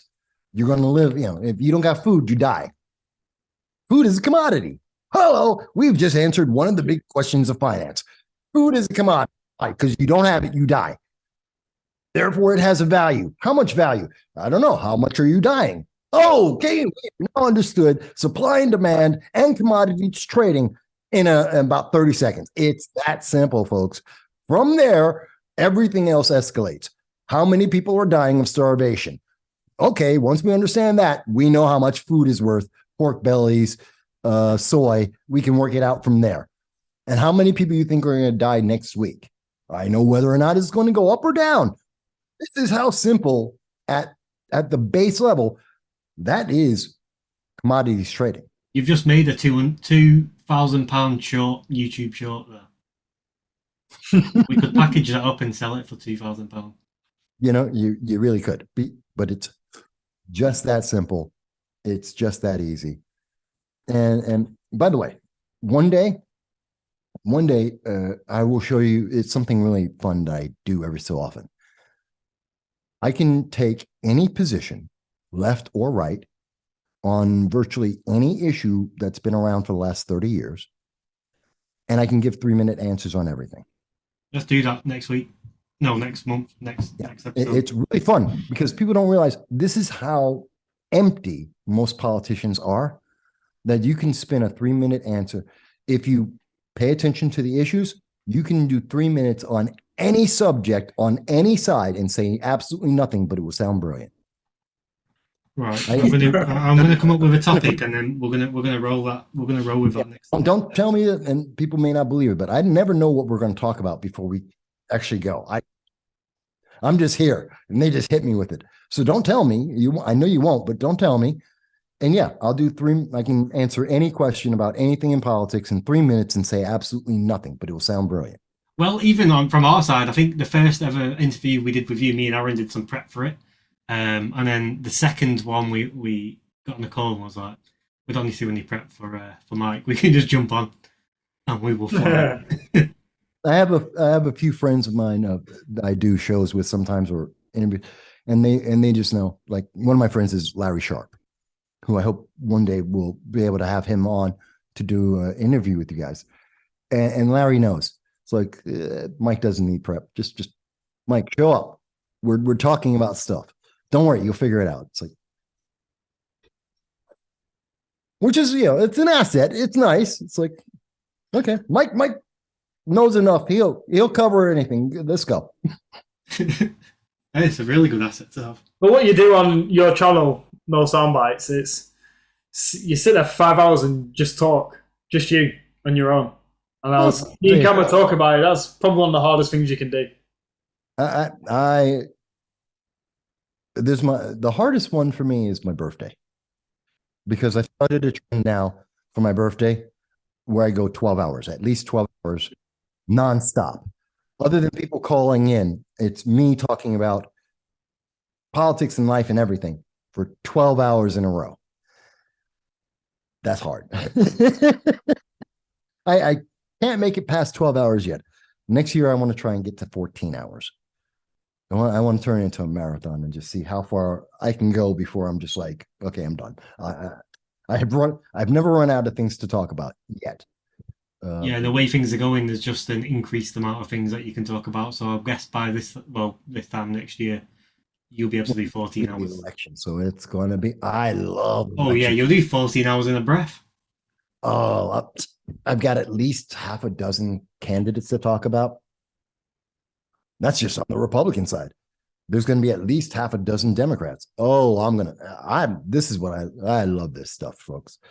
I love covering elections because it's just, when you really listen to the politicians, it's so outlandishly outrageous. It's like a fantasy novel, these people. Yeah. Yeah. Well, we'll probably have a good episode next year then, when the elections. Next month. Yeah. Oh yeah. Well, we're gonna have some fun with that, no doubt. Because the UK elections will be January 2025 latest, they're saying. Which means that means it'll heat up for you guys summer of 2024. Yeah. So it'll be roughly a bit of a crossover with US as well. Should be good. You guys will be reacting to what we've already gotten into. Matter of fact, you'll be reacting to who we've decided are actually the candidates, which will be really interesting to see that. I imagine a lot of it's going to be a bit of a carbon copy from America. Nah, not really, because you're going to lose Rishi. So who's going to Who is the Labour Party going to put in instead? I think Keir Starmer, right? Maybe, not necessarily. I know Boris Johnson and Nigel Farage are looking to join together and set up a party, reform party. They're done. No, they're trying for old glory. They're done.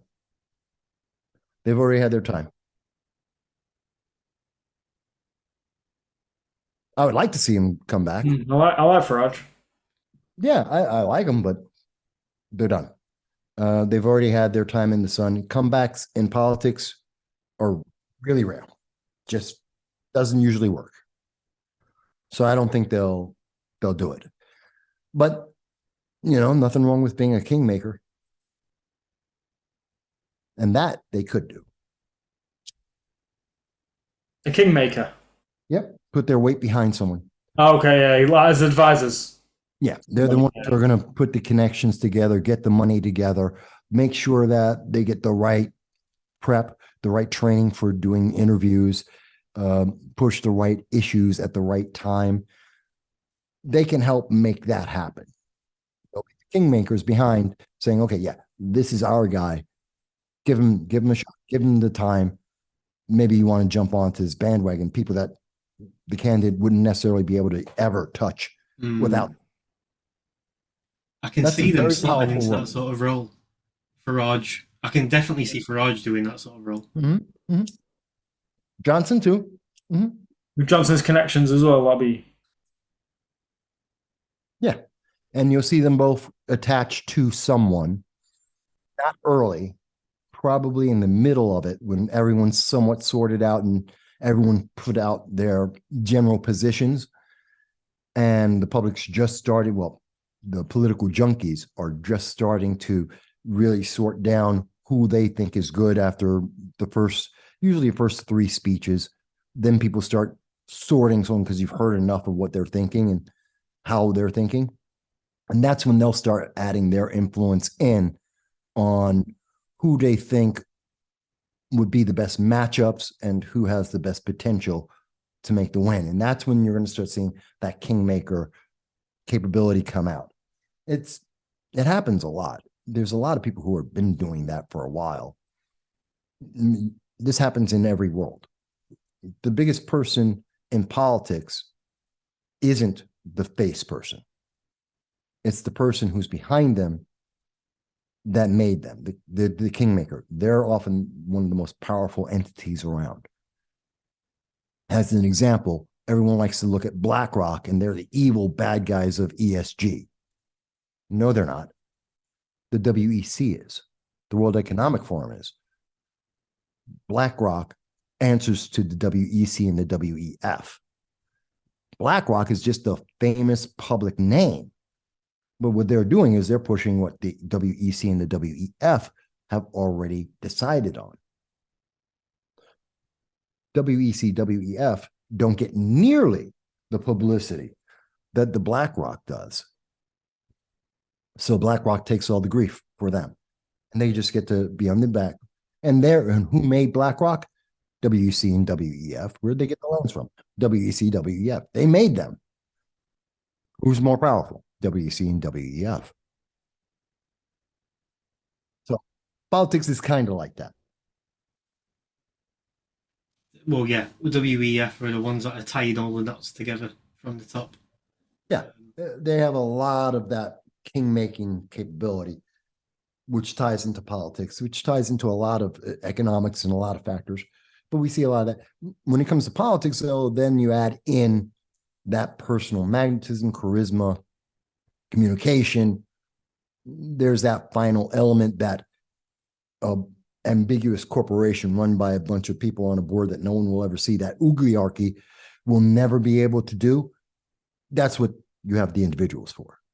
And that's where politicians separate themselves after they've had the kingmaker step in. The kingmaker can only say, here's the door, and you're walking through it.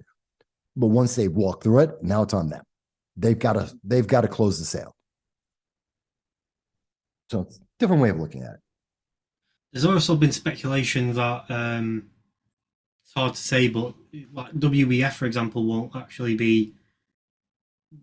There'll be sort of, if you look at the way BlackRock take the hit, WEF like a secondary wall behind it.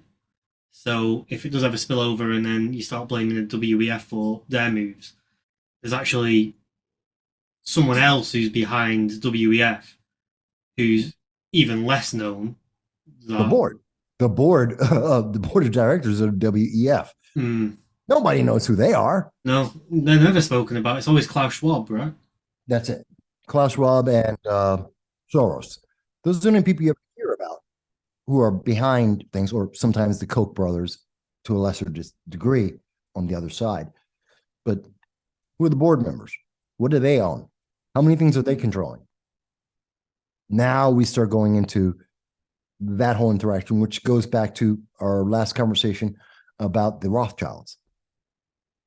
It's that kind. Now you're going into that realm of politics, which is about 2 steps away from what we deal with on a daily basis. Yeah. So with, I don't know if you know much about Freemasonry. How does one enter Freemasonry and get to the top? You have to be invited into the Freemasons. Well, have they not opened it up now so the general public can enter at a low level?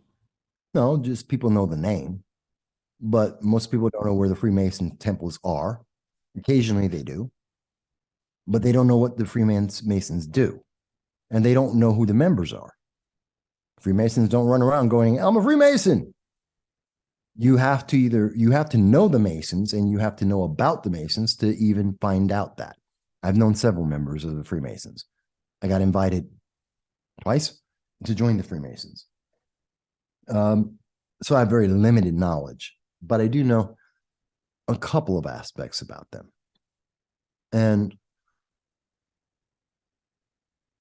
they're not the only type of there's lots of organizations like that on different levels. They're just a very old, big history, big traditions, well-funded. So great. But it's like the skulls. You were doing an interview on your channel about the skulls out of Yale. That's another one of these societies. There's a bunch of them out there. They're constantly being made. They constantly come and go. The thing is, these are the ones that have been around long term. Why? They built up their infrastructure and they had a plan for the future. And the average person isn't going to get in without being someone who has the ability to see the future. You could look at the WEF as they sort of have a similar model, right? Because they have is it the Young Leaders Program, I think it's called. Is it? Yeah. So they obviously put people, I think pretty much anyone of a certain IQ or whatnot can be in the Young Leaders Program, but then they'll select a few decent candidates that then can go and, well, as Klaus Schwab says, infiltrate the governments.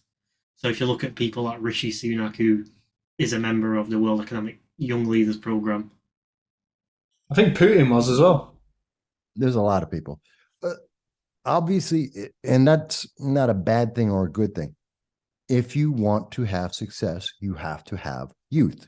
There always has to be another generation. You have to groom them to an extent. You have to test their capabilities. Some will be better than others. And the more of those individuals that you are able to influence, the more that you are able to continue to the future. It's self-preservation. It makes complete sense. The question is, how, what's the word I'm looking for? How obligated are individuals like Putin, like Rishi Sunak, to these agencies? How much of that indoctrination is part of their everyday life and all the policies that they're going for? That's my bigger concern. Not that they're part of these organizations or that they've been influenced them at some point in their life. There's lots of people who have survived having alcoholic parents or abusive parents, and they're great people. So just because that's your history doesn't mean that's your future. That's the part I'm concerned about. Not so much where was your history, how is that history affecting your future? That's a good way of looking at it. It's easy to get swamped down with, well, he was that, so that label that you put on them automatically. It's easy for a lot of people to do that.